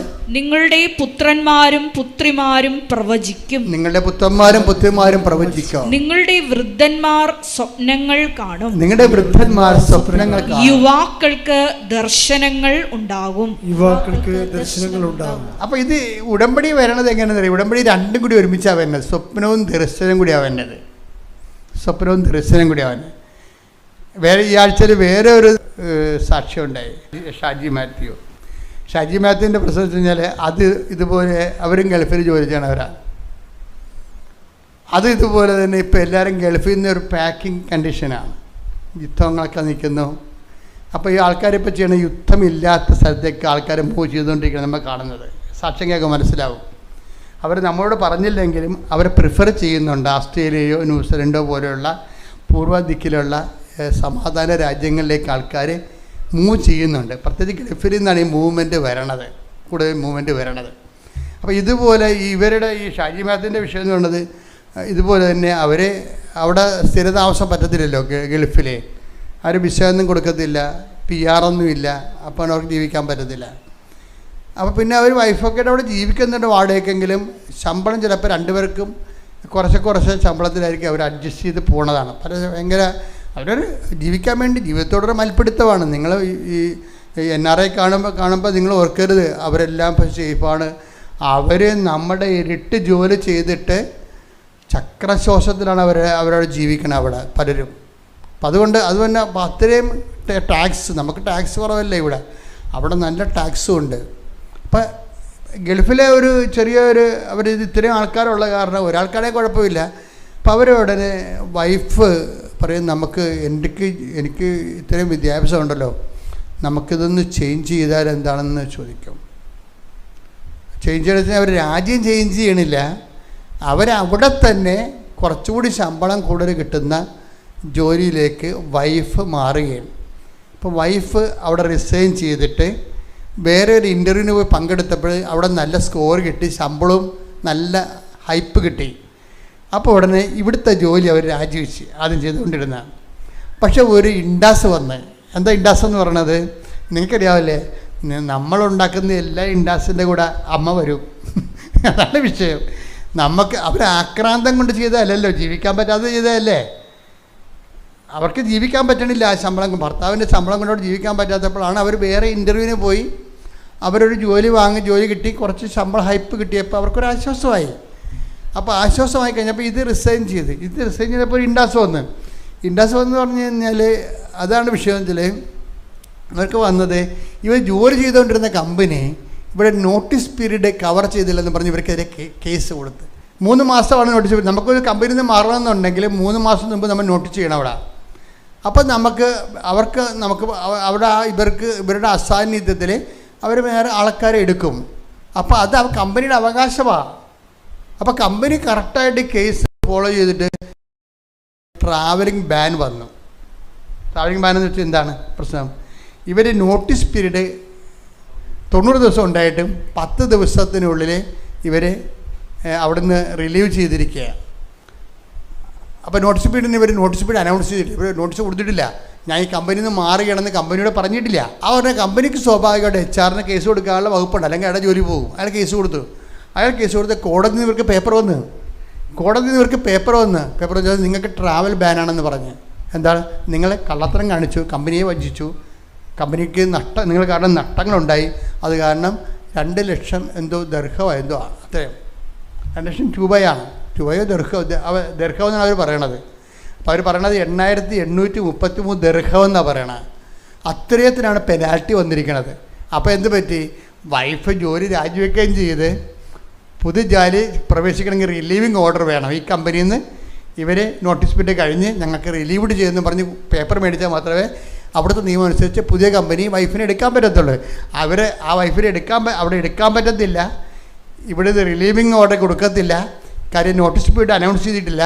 അതുകൊണ്ട് കേസുമായി. അതുപോലെ തന്നെ ഇവർ അകത്ത് പോണ കണ്ടീഷനായി. എല്ലാം പെട്ടെന്ന് ഇങ്ങനെ മാറി മറിഞ്ഞ് ഇങ്ങനെ ജീവിതം നമ്മുടെ കയ്യിൽ നിന്ന് വിട്ടുപോണ സമയത്തും പിന്നെ എന്താണ് അവരപ്പം തന്നെ ആൾക്കാർ ചെയ്യണത് എന്താണ്? അപ്പം തന്നെ ഓൺലൈൻ ഉടമ്പടി എടുക്കും. ഓൺലൈൻ ഉടമ്പടി എടുത്തിട്ട് ആൾക്കാർ ഉടനെ ചെയ്യണം എന്താണെന്ന് അറിയാമോ? 2 കാര്യം ചെയ്യും. ഒന്ന്, സാക്ഷ്യങ്ങളെല്ലാം കേൾക്കാൻ തുടങ്ങും. കാര്യം സാക്ഷ്യങ്ങൾ കേട്ടാലുള്ള ഗുണമെന്ന് അറിയാമോ? നമ്മളുടേതായിട്ടുള്ള വിഷയത്തിൻ്റെ സാക്ഷ്യം ഉണ്ടാവും. അതതിൻ്റെ ഗുണമെന്ന് പറയണം. സാക്ഷ്യം കേൾക്കും. പിന്നെ എന്ത് ചെയ്യും? ഇതെങ്ങനെ ഇത് മൂവ് ചെയ്യണമെന്ന് അച്ഛൻ്റെ പ്രസംഗം അവർ കേൾക്കും. ധ്യാനം, ഈ അച്ഛൻ്റെ ഈ ഉടമ്പടി ധ്യാനം കൂടി ഇത് 2ഉം കൂടി കേട്ടിട്ട് ഇവൾ എന്ത് ചെയ്തു വെച്ചാൽ അമ്മയോട് പറഞ്ഞു, അമ്മേ ഞങ്ങളകത്ത് പോകും, ഞങ്ങൾ നാട്ടിൽ വരുമ്പോൾ തീർച്ചയായിട്ടും ഇവിടെ വന്ന് തീർത്ഥാടനം ഉടമ്പടി ചെയ്തോളാം. ഞങ്ങളിപ്പം തന്നെ ഉടമ്പടിയിലേക്ക് മാറുകയാണ്, ഞങ്ങൾ ജീവിതം ഉടമ്പടിയിലോട്ട് മാറുകയാണ്. അമ്മ ഈ ഒരു അവസ്ഥയിൽ ഞങ്ങളെ സഹായിക്കണമെന്ന് പറയും. സഹായിക്കണമെന്ന് പറഞ്ഞ് ഓൺലൈൻ ഉടമ്പടി എടുത്തിട്ട് അപ്പോൾ രാത്രി ആകുമ്പോൾ ഇവരുടെ ഈ ലേഡി ഒരു സ്വപ്നം കാണും. എന്താ കാര്യം? അത് 3883 എഴുതി കാണിക്കും അമ്മ. 3883. അപ്പോൾ ഇവർ രാവിലെ എൻ്റെ ഹസ്ബൻഡിനോട് പറയും 3800, മറ്റത് 8883, ഇത് 3883 എഴുതി കാണിക്കണമെന്ന് പറയും. അവിടെ രാവിലെ ഇവർ ഡെയിലി ബ്രെഡ്, രാത്രി സ്വപ്നം കണ്ടച്ചൻ രാവിലെ ഡെയിലി ബ്രെഡ് കൂടുകയാണ്. ഡെയിലി ബ്രെഡ് കൂടുമ്പോൾ ഞാൻ ഡെയിലി ബ്രെഡിലൂടെ പറയും, നിങ്ങളുടെ മൊബൈലിൽ 1 മണിക്കൂർ കഴിയുമ്പോൾ ഒരു മെസ്സേജ് വരും, അത് അമ്മ നിങ്ങൾക്ക് അയക്കണ മെസ്സേജാണെന്ന് പറയും. ഉടനെ നിങ്ങൾ പറയും, നിങ്ങൾ മൊബൈലിൽ ഉടനെ വിശ്വാസപ്രമാണം ചൊല്ലി കുരിശിടാൻ പറയും. അപ്പം ഞാനിവിടുന്ന് പറയണതാണിതേ, എനിക്കിതിനെക്കുറിച്ചൊന്നും അറിയത്തില്ല. അതായത് ഈ അമ്മ എന്ത് ഈ കാലത്ത് ഹൈടെക് എന്ന് നമുക്ക് ഇതിനെ വിളിക്കാൻ പറ്റത്തില്ല, അതിനേക്കാൾ ഫാസ്റ്റായിട്ടാണ് ഇവർ പറയുന്നത്. അപ്പോൾ അവരത് വിശ്വസിക്കും. എൻ്റെ മൊബൈലാണിത് വരാൻ പോകണമെന്ന് വിശ്വസിക്കും. 1 മണിക്കൂർ കഴിഞ്ഞപ്പോൾ അവിടെ മൊബൈലിലേക്ക് ഒരു മെസ്സേജ് വരും. അതെന്താ പറയണത്? നിങ്ങളുടെ കോർട്ടിലെ വിഷയം റൈറ്റ് ഓഫ് ചെയ്തിട്ടുണ്ട്, ആ കോർട്ട് ആ കേസ് തള്ളി, നിങ്ങൾ 3883 രൂപ അടച്ചാൽ മതിയെന്ന്. അപ്പോൾ 2 ലക്ഷം രൂപ എന്ന് പറഞ്ഞ സാധനമാണേ. 2 ലക്ഷം രൂപ എന്ന് പറഞ്ഞ സംഭവം 2 ലക്ഷത്തിന് പോയിട്ട് അവന് 20,000 രൂപ പോലും അവിടെ ഇല്ലായിരുന്നു. പക്ഷെ ഇപ്പം എന്താ പറഞ്ഞത്? അത് കുറച്ചിട്ട് എന്നിട്ട് രാവിലെ, അപ്പം രാത്രി അമ്മ സ്വപ്നം കാണിച്ച അത് ആ അക്കം തന്നെയാണ് രാവിലെ മൊബൈലിൽ വരണത്. ഇത് നമുക്ക് എങ്ങനെ എക്സ്പ്ലെയിൻ ചെയ്യാൻ പറ്റുമെന്ന് പോലും അറിയാൻ പാടില്ല. എന്നോട് അച്ഛന്മാർ ചോദിച്ചത്, ജോസഫച്ചനല്ലേ മാതാവിനെ കണ്ടുള്ളൂ, വേറെ വല്ലവരും കണ്ടാ? ഇപ്പം കണ്ടുകൊണ്ടിരിക്കുന്ന ആൾക്കാർ, അത് ചിന്തിക്കാൻ പറ്റാത്ത രൂപത്തിൽ ആൾക്കാർ അമ്മയെ കണ്ടുകൊണ്ടിരിക്കുകയാണ്. എല്ലാവരുടെയും അവർ ഓൺലൈൻ ഉടമ്പടി പോലും. എൻ്റെ മക്കളെ ഒരു പ്രശ്നം വെച്ചാൽ ഓൺലൈൻ ഉടമ്പടി എനിക്ക് തോന്നുന്നത്, എനിക്ക് നിങ്ങൾക്ക് ഒരു ഉപദേശം തരാനുള്ളതെന്ന് വെച്ച് കഴിഞ്ഞാൽ, നിങ്ങൾ ആദ്യം തന്നെ നിങ്ങളെ ഫ്യൂച്ചർ, ദൈവത്തിൻ്റെ ഒരു പ്രശ്നം വെച്ചാൽ ഫ്യൂച്ചറിൽ നിങ്ങൾ ചെയ്യാൻ പോകുന്ന കാര്യങ്ങൾ ചെയ്യാൻ പോകുന്ന കാര്യങ്ങൾ ദൈവം നേരത്തെ അക്കൗണ്ട് ചെയ്യും. അതാണ് വിഷയം. ഇപ്പം ഇന്നലെ നിങ്ങളെന്ത് വനത്തിൻ്റെ ഏറ്റവും പ്രശ്നം എന്ന് വെച്ചാൽ നമ്മളെപ്പോഴും ഈ ആത്മീയതയിൽ അമിത പ്രാധാന്യം കൊടുക്കുന്നത് പണ്ട് ചെയ്ത പാപങ്ങൾക്കാണ്. That is nonsense. അതല്ല പ്രശ്നം. പണ്ട് ചെയ്ത പാപങ്ങൾക്ക്, അയ്യോ എന്നിൽ അങ്ങനെ സംഭവിച്ചു, എനിക്ക് ദൈവത്തെ അറിയാൻ പലയായിരുന്നു, എൻ്റെ ഇങ്ങനെ സംഭവിക്കും, ഞാൻ എന്ത് ചെയ്യാനാണ്, ദൈവനെ തിരിഞ്ഞ് നോക്കത്തില്ല, എൻ്റെ ജീവിതം പോക്കണം, എൻ്റെ പ്രാർത്ഥന ദൈവം കേൾക്കത്തില്ല, പറഞ്ഞ് അളിഞ്ഞ മോന്തമായിട്ട് പിച്ചുമ്പയും പറഞ്ഞു കൊടുക്കണം. Nonsense. You should not do it. നീ എന്താ ചെയ്യേണ്ടത്? നീ ചെയ്യാൻ പോകുന്ന കാര്യങ്ങൾ, കാര്യം ദൈവം അതാണ് അക്കൗണ്ട് ചെയ്യാൻ പോണത്. ഇനി നിൻ്റെ ജീവിതത്തിൽ നീ ദൈവത്തിനൊപ്പം ചെയ്യാൻ പോകുന്ന എല്ലാ വിഷയങ്ങളും കർത്താവ് കൗണ്ട് ചെയ്യും. കർത്താവ് കൗണ്ട് ചെയ്തുകൊണ്ടാണ് നിങ്ങളെ ഹെൽപ്പ് ചെയ്യാൻ പോണത്. ഇപ്പം നിങ്ങൾ ഓൺലൈനിൽ ഉടമ്പടി എടുക്കുമ്പോൾ തന്നെ ദൈവത്തെ അറിയാം, ഈ ഉടമ്പടി ഫിസിക്കലായിട്ട് ഇവർ അട്ടിച്ച് പൊളിച്ച് ആത്മാർത്ഥതയും സത്യസന്ധതയും കാണിക്കും എന്ന് അമ്മയ്ക്കൊരു ബോധ്യം കിട്ടിക്കഴിഞ്ഞാൽ, വേറെ ഇവിടെ ഒരു പ്രോബ്ലം ഉള്ള എൻ്റെ മക്കളെ ബോധ്യം കിട്ടുക എന്ന് മാത്രമേ ഉള്ളൂ. ദൈവത്തിനൊരു ബോധ്യം കിട്ടണം. എന്ത് കിട്ടണം? നിങ്ങൾ സത്യസന്ധരാണെന്നും ആത്മാർത്ഥമുള്ളവരാണെന്നും കാര്യം കണ്ടു കഴിയുമ്പോൾ ദൈവത്തിൽ നിന്ന് പിരിഞ്ഞു പോകത്തില്ല. പല ആൾക്കാർക്കും അബദ്ധം ഉടമ്പടിയിലെ ആൾക്കാർക്ക് അബദ്ധം പറഞ്ഞാൽ എവിടെ നിന്നറിയാവോ? അവിടെ കുഴപ്പമില്ല, അറിവില്ലായ്മ കൊണ്ടാണ്. അവർ വിചാരിച്ചിരിക്കുന്നത് ഈ 90 ദിവസം കഴിയുമ്പോൾ പിന്നെ നമുക്ക് ഇഷ്ടമുള്ള പോലെ ജീവിക്കാവില്ല എന്നാണ്. അതാണ് ആൾക്കാർ ചിന്തിക്കുന്നത്. അവിടെയാണ് ആൾക്കാർക്ക് പണി കിട്ടുന്നത്. 90 ദിവസം കഴിയുമ്പോൾ പിന്നെ 5:30 എഴുന്നേക്കേണ്ട കാര്യമില്ല, 7 മണിക്ക് എഴുന്നേറ്റാൽ മതി, പട്ട് കിടക്കണം, അവിടെ കിടന്ന് ഉറങ്ങാമില്ല. അപ്പോൾ ഇത് ദൈവത്തിന് നിങ്ങളുടെ മനസ്സിലൊരു വിചാരം വന്നാൽ തന്നെ അപ്പം തന്നെ അവിടെ കൗണ്ടാവും. അതാണ് ഈ ആൾക്കാർ പണി മേടിക്കുന്നത്. ഇപ്പം നിങ്ങൾ ഓർക്കണം, 90 ദിവസം വരെ അല്ലേ 5:30 എഴുന്നേറ്റാൽ മതി, 90 ദിവസം കഴിഞ്ഞാൽ പിന്നെ എനിക്ക് 7 മണിക്ക് എഴുന്നേറ്റാൽ മതിയല്ല എന്ന് തോന്നിക്കഴിഞ്ഞാൽ, അല്ലെങ്കിൽ 90 ദിവസം കഴിയുമ്പോൾ ഒരു പെഗ് അടിച്ചാൽ കുഴപ്പമൊന്നുമില്ലല്ലോ, ഇപ്പോഴല്ലേ ഇങ്ങനെ ഇരിക്കണം എന്ന് പറഞ്ഞാൽ, നിങ്ങൾ ഭാവിയിലുള്ള കാര്യത്തെക്കുറിച്ച്, ഉടമ്പടി തീരണ കാലത്ത് നിങ്ങൾ ചെയ്യാൻ പോകുന്ന പാപങ്ങളെക്കുറിച്ച് നിങ്ങൾ മനസ്സിൽ വിചാരിച്ചിട്ട് വെറുതെ ഇരുട്ടത്ത് പണി മേടിക്കും. അതാണ് ഈ വിഷയം. ആൾക്കാർക്ക് അതിൻ്റെ സംഭവിക്കുന്നത്. ദൈവത്തിൻ്റെ അടുത്ത് ഈ പണി നടക്കത്തില്ല. ദൈവം ഈ സത്യമാണെന്ന് പറഞ്ഞുകൊണ്ടേ, സത്യമാണെന്ന് പറഞ്ഞ കാരണം സത്യമല്ലാത്ത വിഷയങ്ങൾ നമുക്ക് ദൈവമായിട്ട് ഡീൽ ചെയ്യാൻ പറ്റത്തില്ല. അപ്പം നമ്മുടെ മുമ്പിലുള്ള റിസ്ക് എന്ന് പറയണത്, നമ്മൾ കുറച്ച് ഈ വിഷയത്തിൽ കർത്താവ് നിങ്ങൾക്ക് അറിയാമല്ലോ, ഇത് അതായത് ഉടമ്പടി വന്നിരിക്കുന്നൊരു വിഷയം, ഒരു ധാരണ പിശകെന്ന് പറയണത് 90 ദിവസം കൊണ്ട് ഉടമ്പടി തീരുമെന്നാണ്. പക്ഷെ പ്രാഗ്മാറ്റിക് എന്നതാണ് ഈ പ്രയോഗം ദൈവത്തെ ഉപയോഗിക്കുന്ന രീതിക്കാണെങ്കിൽ ഓക്കെ, 90 ദിവസം കൂടെ തീരും. ദൈവത്തിൻ്റെ കൂടെ ജീവിക്കുകയാണെങ്കിൽ 90 ദിവസത്തിൽ തീരത്തില്ല. ദൈവം നോക്കണത് ശാശ്വതമായ ബന്ധമുണ്ടോ എന്നാണ് നോക്കണത്.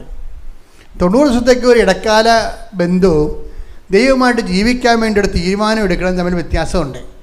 അതുകൊണ്ട് എപ്പോഴും നമുക്ക് മുമ്പിലുള്ള നമ്മുടെ ഉള്ള ഓപ്ഷൻ എന്ന് പറഞ്ഞാൽ എന്താണെന്ന് വെച്ച് കഴിഞ്ഞാൽ, നിങ്ങൾ ലോങ് ടേം സ്കീമാണ് പ്രിഫർ ചെയ്യേണ്ടത്. നിങ്ങൾ ഉടമ്പടി കർത്താവേ എനിക്ക് 90 ദിവസമല്ലേ, എനിക്ക് നിൻ്റെ കൂടെ ജീവിക്കണമെന്ന് ആഗ്രഹമുണ്ട്, വ്യക്തിപരമായിട്ട് നിൻ്റെ കൂടെ നിനക്ക് വേണ്ടി ജീവിക്കണം ആഗ്രഹമുണ്ട്, എന്നെ സഹായിക്കണം, ഞാൻ കുറച്ച് ഇങ്ങനെ കൈപ്പിഴയൊക്കെ വന്ന് ഇത് അശ്രദ്ധയൊക്കെ ഉള്ള ആളാണ്, എന്നെ സഹായിക്കണം എന്ന് പറഞ്ഞ് സത്യസന്ധമായിട്ട് ദൈവമായിട്ടൊരു ഒത്തുതീർപ്പാണെങ്കിൽ ദൈവം നിന്നെ സഹായിക്കും. ദൈവം നിന്നെ സഹായിക്കും എന്ന് പറഞ്ഞാൽ, ഞാൻ എപ്പോഴും ആൾക്കാരുടെ മുമ്പിൽ അവതരിപ്പിക്കുന്ന ആൾ പഴയ നിയമത്തിൽ ഡേവിഡാണ്. ഡേവിഡിനെ ശരിക്കും പറഞ്ഞാൽ അവതരിപ്പിക്കാൻ പറ്റാത്തൊരാളാണ്, നിങ്ങൾക്കറിയാം.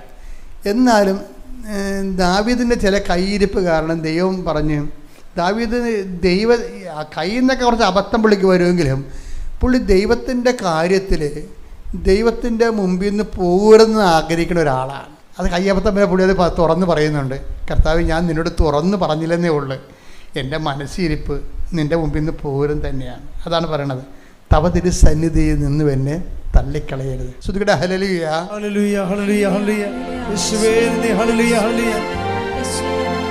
തവ തിരുസന്നിധി തന്നിൽ നിന്നും തള്ളിക്കളയരുതെന്നേ നീ പരിപാവകനേ, എന്നിൽ നിന്നും തിരികെ എടുക്കരുതേ പരമേ. നിർമ്മലമായൊരു ഹൃദയം നിർമ്മിച്ചരുളുക നാഥാ, നേരായൊരു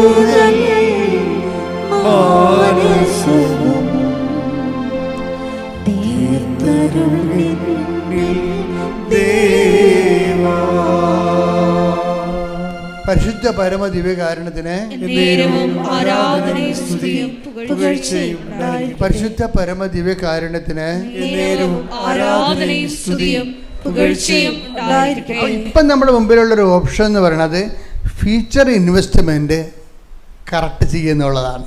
ഇന്നലെ എന്ത് സംഭവിച്ചു എന്നുള്ളതല്ല. ഇന്നലെ എന്ത് സംഭവിച്ചാൽ നമുക്കുണ്ടാകാവുന്ന മാക്സിമം ഒരു ആക്ഷൻ മാനസാന്തരമാണ്. എന്താണ്? കഴിഞ്ഞ കാര്യങ്ങളെക്കുറിച്ച് എനിക്ക് ദുഃഖമുണ്ട് എന്ന്.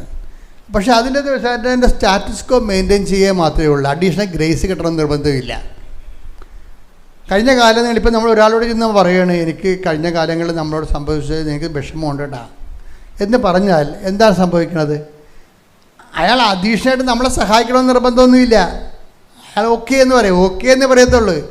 അനുതാപത്തിനൊക്കെ ഒരു ഓക്കെ മാത്രമേ ഉള്ളൂ. ശരിക്കും പറഞ്ഞാൽ നമ്മുടെ മുമ്പിൽ ആത്മീയതയ്ക്ക് എന്താ വരണത്?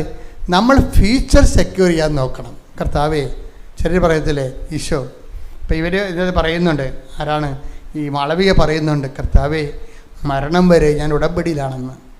അതാണ് ഫ്യൂച്ചർ സെക്യൂർ ചെയ്തവർ. അവർക്കിത് ആര് പറഞ്ഞു കൊടുത്തു? നമ്മൾ ഉടമ്പടി എടുത്തിരിക്കുന്ന ക്രിസ്ത്യാനി വരെ പറഞ്ഞ, കർത്താവേ എങ്ങനെയെങ്കിലും ഒരു വലിയ കുഴപ്പമൊന്നും ഇല്ലാതെ 90 ദിവസവും തികച്ച് കിട്ടിയാൽ മതി.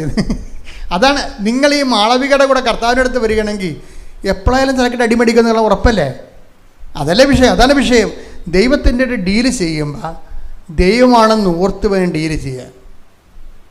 ഇതൊക്കെ ഇങ്ങനെ പറഞ്ഞു കൊടുക്കണത് തന്നെ. ഇപ്പം പീലാത്തോസ് കർത്താവിനോട് ചോദിച്ചില്ലേ, കർത്താവിനോട് ചോദിച്ചു നീ ആരാണെന്ന് ചോദിക്കുമ്പോൾ ഈശോ പറയും ഞാൻ സത്യത്തിന് സാക്ഷ്യം നൽകാൻ വന്ന ആളാണ്. അപ്പോൾ പീലാത്തോസ് ചോദിക്കും വാട്ട് ഈസ് ട്രൂത്ത് എന്ന് ചോദിക്കൂ, എന്താണ് സത്യം? അയാളോട് പറയത്തില്ല. എന്താ കാര്യം? സത്യം അയാളോട് പറഞ്ഞിട്ട് കാര്യമില്ല. അയാളുടെ സത്യം എന്താണ്? കസേരയാണ്. കസേര വിട്ട് അയാൾ നിൽക്കത്തില്ല. പിന്നെ എന്തിനാണ്?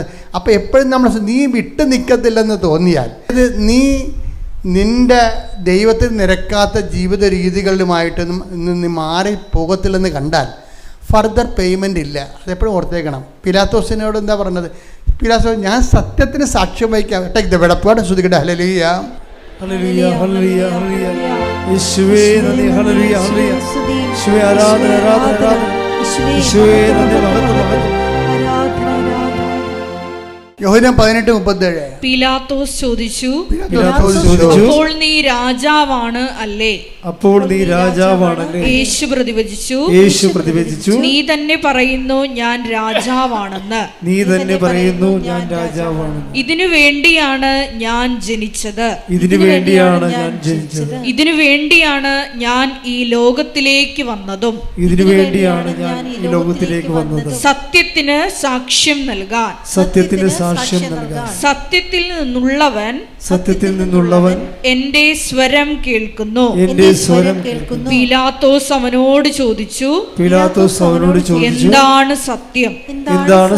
അപ്പൊ എന്താണ് സത്യം എന്ന് പറഞ്ഞിട്ട് പീലാത്തോസിനോട് ആ സത്യം പറയണില്ല യേശു, വെളിപ്പെടുത്തണില്ല. യേശു നേരത്തെ പറഞ്ഞിട്ടുണ്ട് ഞാനാണ് സത്യമെന്ന്, വേറെ സ്ഥലത്ത് പറഞ്ഞിട്ടുണ്ട്. പക്ഷെ പീലാത്തോസിനത് പറയണില്ല. ഫർദർ റെവലേഷൻ ഇല്ല പീലാത്തോസിന്. എന്താ കാര്യം? അയാൾ സത്യം അറിഞ്ഞിട്ടും അയാളെ കസേരയിൽ നിന്ന് വിടത്തില്ല. അതാ വിഷയം.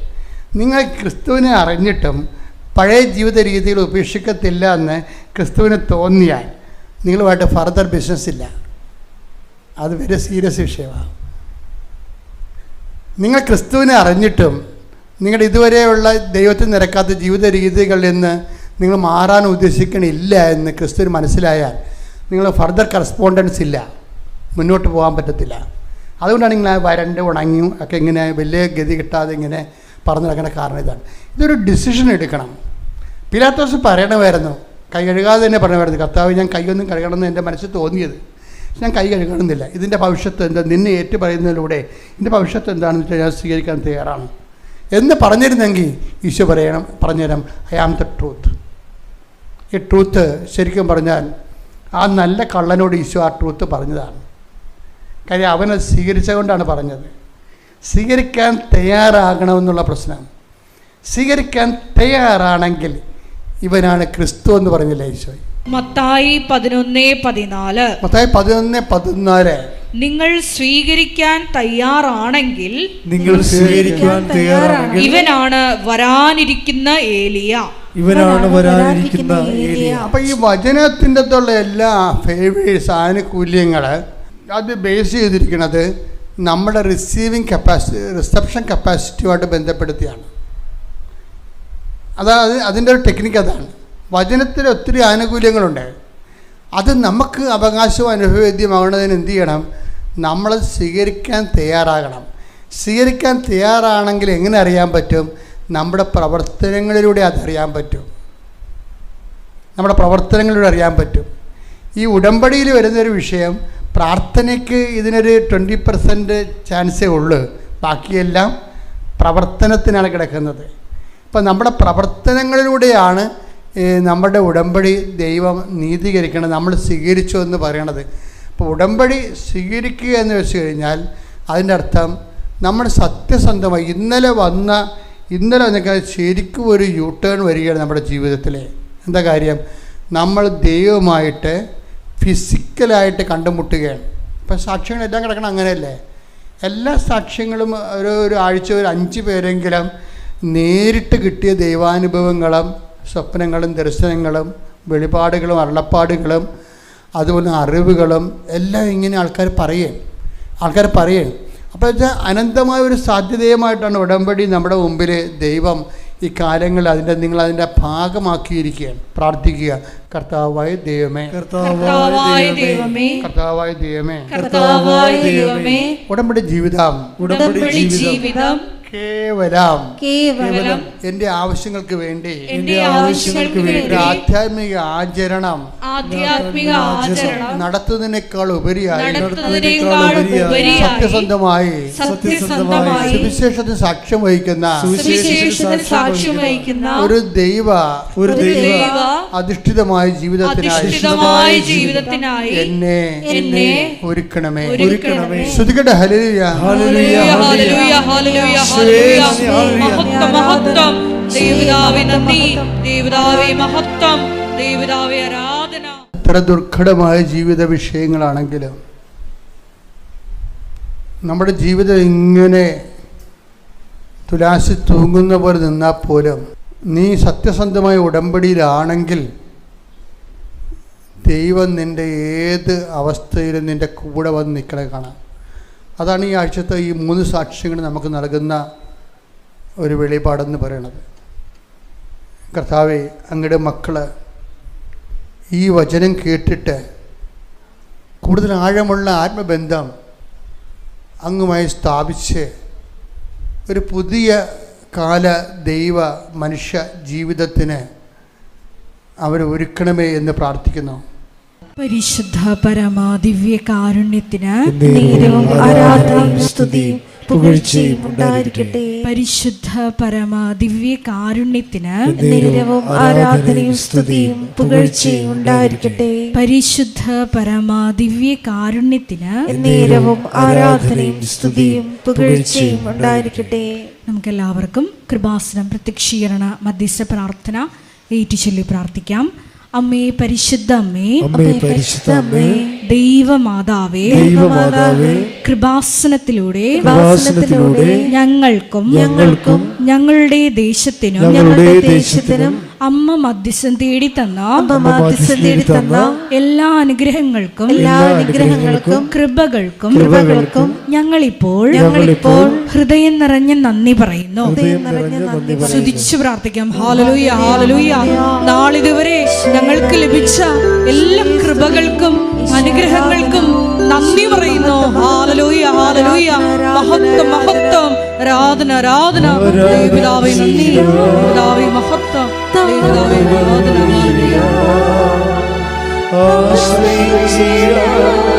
ദിവ്യകാരുണ്യത്തെ ആരാധിച്ചിടാം, താടുകളഞ്ഞിടാം, ആശ്രയിച്ചിടാം ദിവ്യകാരുണ്യത്തെ. പരിശുദ്ധ പരമാ ദിവ്യ കാരുണ്യത്തിന് നേരവും ആരാധനയും സ്തുതിയും പുകഴ്ചയും ഉണ്ടായിരിക്കട്ടെ. പരിശുദ്ധ പരമ ദിവ്യ കാരുണ്യത്തിന് എന്നേരവും ആരാധനയും സ്തുതിയും പുകഴ്ചയും ഉണ്ടായിരിക്കട്ടെ. പരിശുദ്ധ പരമ ദിവ്യ കാരുണ്യത്തിന് എന്നേരവും ആരാധനയും സ്തുതിയും പുകഴ്ചയും ഉണ്ടായിരിക്കട്ടെ. അമ്മേ പരിശുദ്ധ അമ്മേ, അമ്മേ പരിശുദ്ധ അമ്മേ, ദൈവമാതാവേ, ദൈവമാതാവേ, 2004 ഡിസംബർ 7-ാം തീയതി 2004 ഡിസംബർ 7-ാം തീയതി ഉച്ചകഴിഞ്ഞ് 2:30 ഉച്ചകഴിഞ്ഞ് 2:30 കൃപാസനത്തിൽ സംഭവിച്ച അമ്മയുടെ പ്രത്യക്ഷപ്പെടലിനെ കുറിച്ച് തിരുസഭയ്ക്ക് സമർപ്പിച്ചിരിക്കുന്ന പഠനരേഖകളുടെ മേൽ വസ്തുനിഷ്ഠവും ദൈവശാസ്ത്ര വിധി പ്രകാരമുള്ളതുമായ അന്വേഷണ പഠനങ്ങൾ നടത്തി ആ പ്രത്യക്ഷപ്പെടലിലൂടെ പ്രകടമായ ദൈവമാതാവിന്റെ പ്രത്യേക കരുതലും സംരക്ഷണവും വെളിപ്പെടുത്തുന്ന പീഡിതരുടെ ആശ്വാസവും പ്രവാചകന്മാരുടെ രാജ്ഞിയും വാഗ്ദാനത്തിന്റെ പേടകവും പ്രപഞ്ച പ്രകൃതിയുടെ മാതാവുമായ പരിശുദ്ധ അമ്മയുടെ ഭക്തി തിരുസഭയിൽ ജീവിതത്തിന്റെ ദുരിത ദുരന്ത അവസ്ഥകളിൽ അകപ്പെട്ട് കഴിയുന്ന അനേകായിരം മക്കൾക്ക് ദൈവത്തിന്റെ സാന്നിധ്യവും സന്ധിപ്പും കൂടുതൽ അനുഭവിക്കുക വഴി ആത്മീയ വിശുദ്ധിയും ദൈവശക്തിയും കൈവരിക്കുവാൻ ഞങ്ങളുടെ കുടുംബങ്ങളെ ഇടയാക്കണമേ.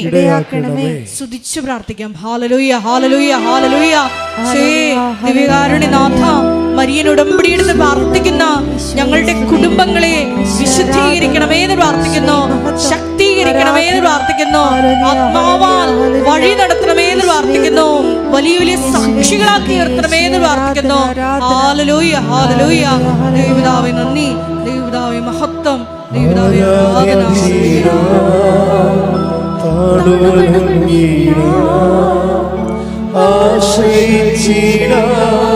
ദിവ്യകാരുണ്യത്തെ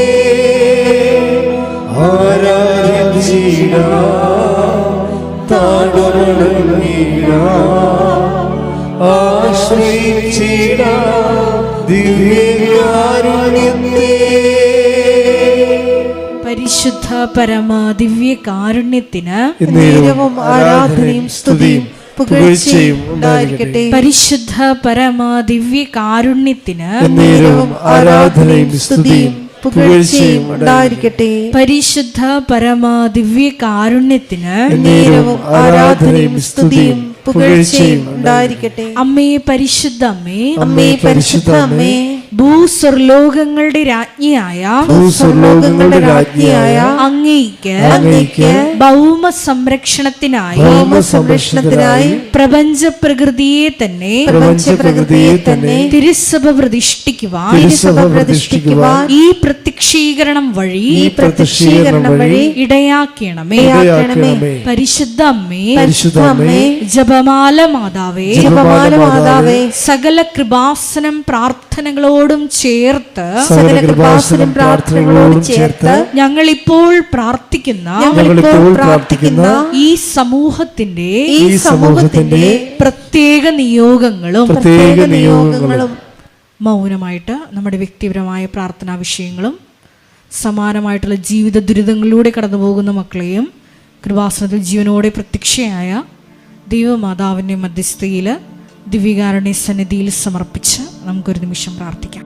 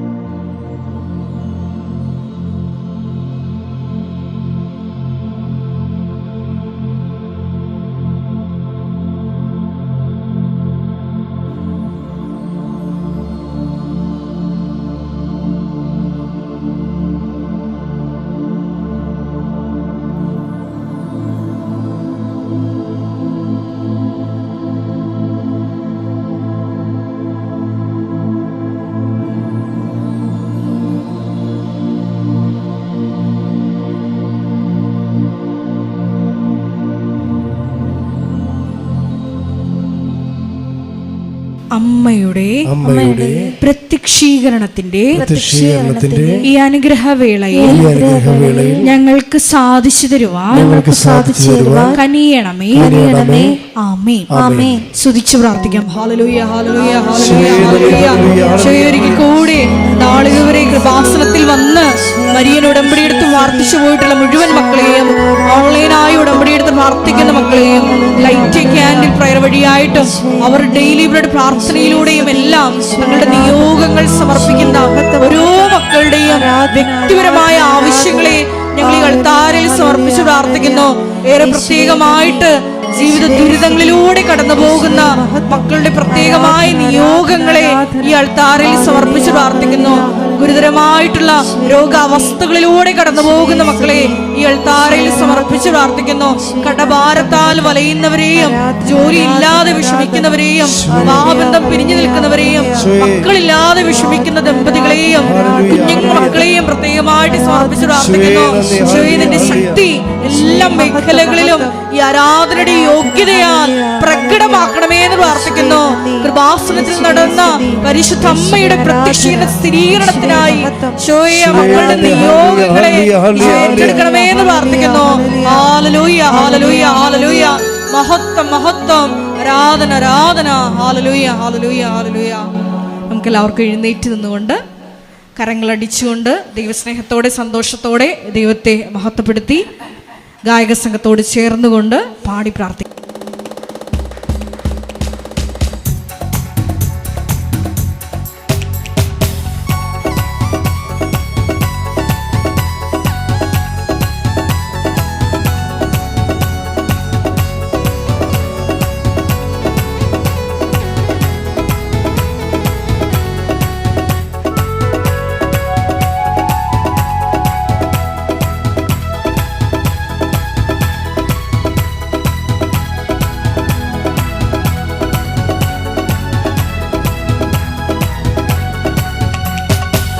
ആരാധിപ്പാൻ നമുക്ക് കാരണമുണ്ട്, കൈകൊട്ടി പാടാനേറെ കാരണമുണ്ട്.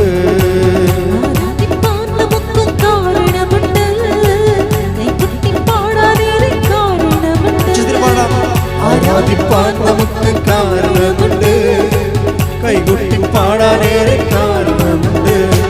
ഹല്ലേലൂയ, ഹല്ലേലൂയ, നമ്മുടെ യേശു ജീവിക്കുന്നു. എല്ലാവരും ചേർന്ന് ഹല്ലേലൂയ, ഹല്ലേലൂയ, നമ്മുടെ യേശു ജീവിക്കുന്നു. ആരാധിപ്പാൻ നമുക്ക് കാരണമുണ്ട്, കൈകൊട്ടി പാടാനേറെ കാരണമുണ്ട്.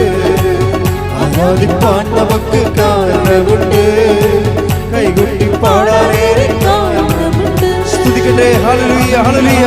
യേശുവേ സ്തുതി, ആരാധന, മഹത്വം, ആരാധന, ആരാധന, ആരാധന.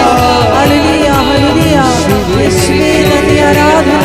യേശുവേ സ്തുതി, ആരാധന. ഹല്ലേലൂയ, ഹല്ലേലൂയ, ഹല്ലേലൂയ.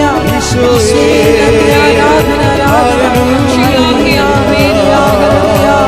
യേശുവേ നന്ദി, ആരാധന. യേശുവേ സ്തുതി, ആരാധന. യേശുവേ മഹത്വം,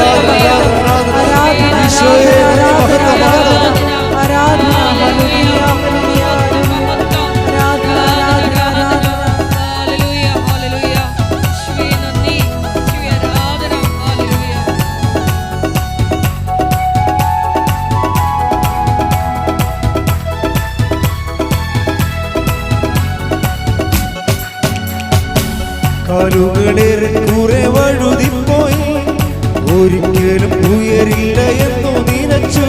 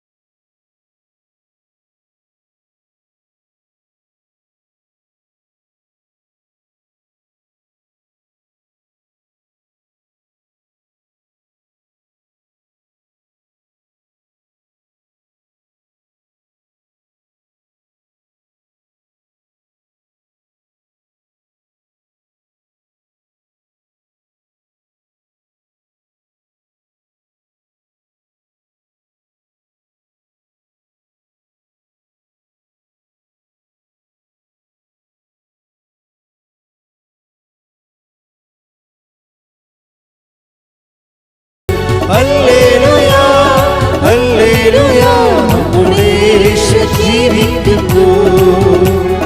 ഹല്ലേലൂയ ഹല്ലേലൂയ നമ്മുടെ യേശു ജീവിക്കുന്നു. കൈകൾ കൂപ്പി കണ്ണുകളടച്ച് ഞാൻ നിങ്ങളുടെ എല്ലാ ആവശ്യങ്ങളെയും സമർപ്പിച്ചുകൊണ്ട് പ്രാർത്ഥിക്കുന്ന സമയമാണ്. വളരെ അനുഗ്രഹത്തിൻ്റെ ഒരു നിമിഷമാണ്. കർത്താവ് ജീവനോടെ എഴുന്നള്ളിയിരിക്കുകയും മാതാവ് ആ പ്രത്യക്ഷപ്പെടേണ്ട കാലത്തെന്ന പോലെ നമ്മുടെ കൂടെ മധ്യസ്ഥം വഹിക്കുകയും ചെയ്യുന്ന ഒരു ദൈവികമായ നിമിഷങ്ങളാണ്. കർത്താവേ, കൃപാസനത്താറെ ജീവനോടെ പ്രത്യക്ഷപ്പെട്ട പരിശുദ്ധ അമ്മയുടെ മാധ്യസ്ഥത്തിലെ ഞങ്ങളുടെ മക്കൾക്ക് വേണ്ടി പ്രാർത്ഥിക്കുകയാണ്.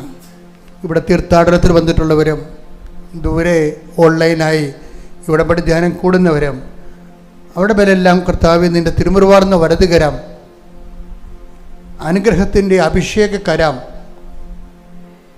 അടിപ്പിടർ പോലെ വൈദാഘാത ദൈവികമായ ശക്തി അവരിലേക്ക് ആവസിക്കുന്ന സൗഖ്യത്തിൻ്റെ കരം കർത്താവ് നിങ്ങളുടെ മേൽ വെക്കട്ടെ. ശ്രുതിക്കട്ടെ. ഹല്ലേലൂയ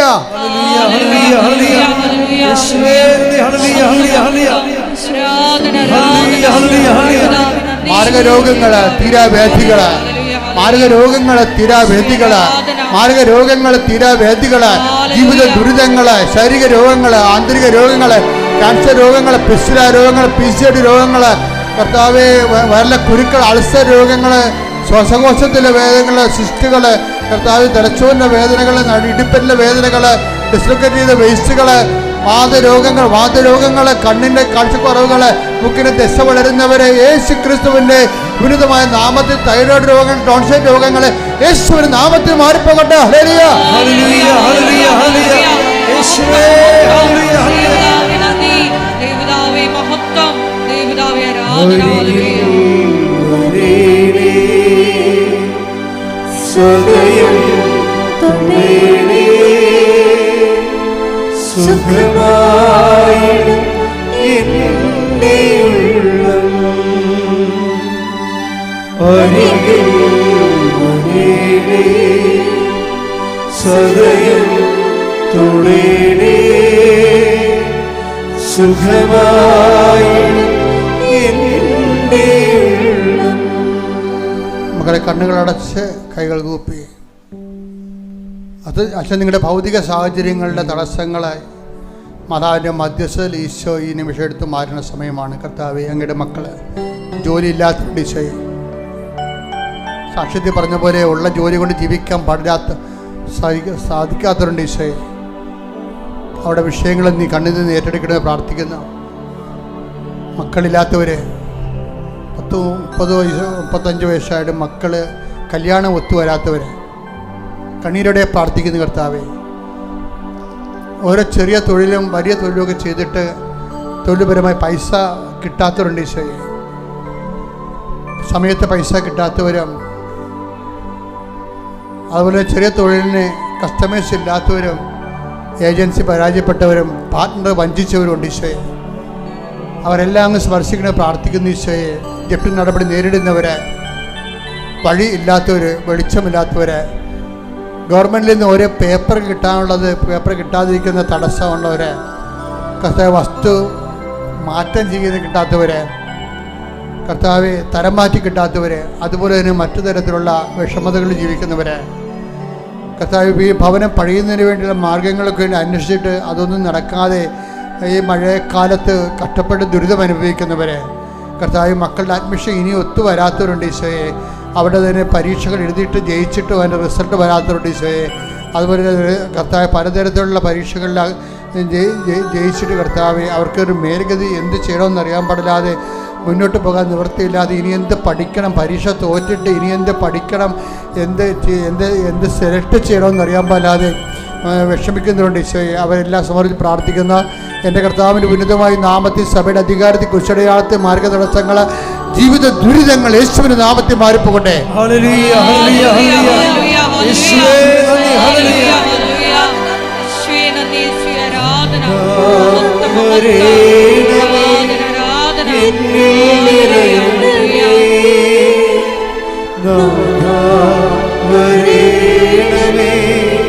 സൗ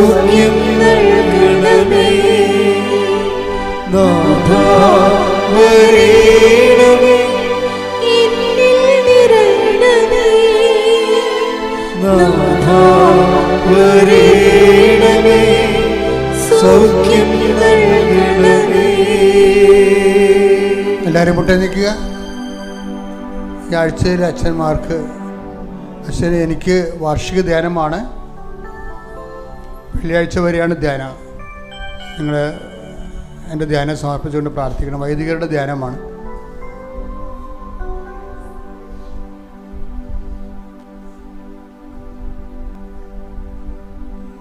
വ്യക്തിപരമായ ആവശ്യങ്ങൾക്ക് വേണ്ടി മൗനമായി പ്രാർത്ഥിക്കുക.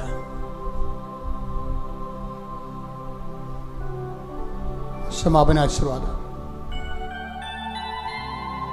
ശിരസ് നമിച്ച് നമുക്ക് ദിവ്യകാരുണ്യനാഥന്റെ ആശീർവാദം സ്വീകരിക്കാം.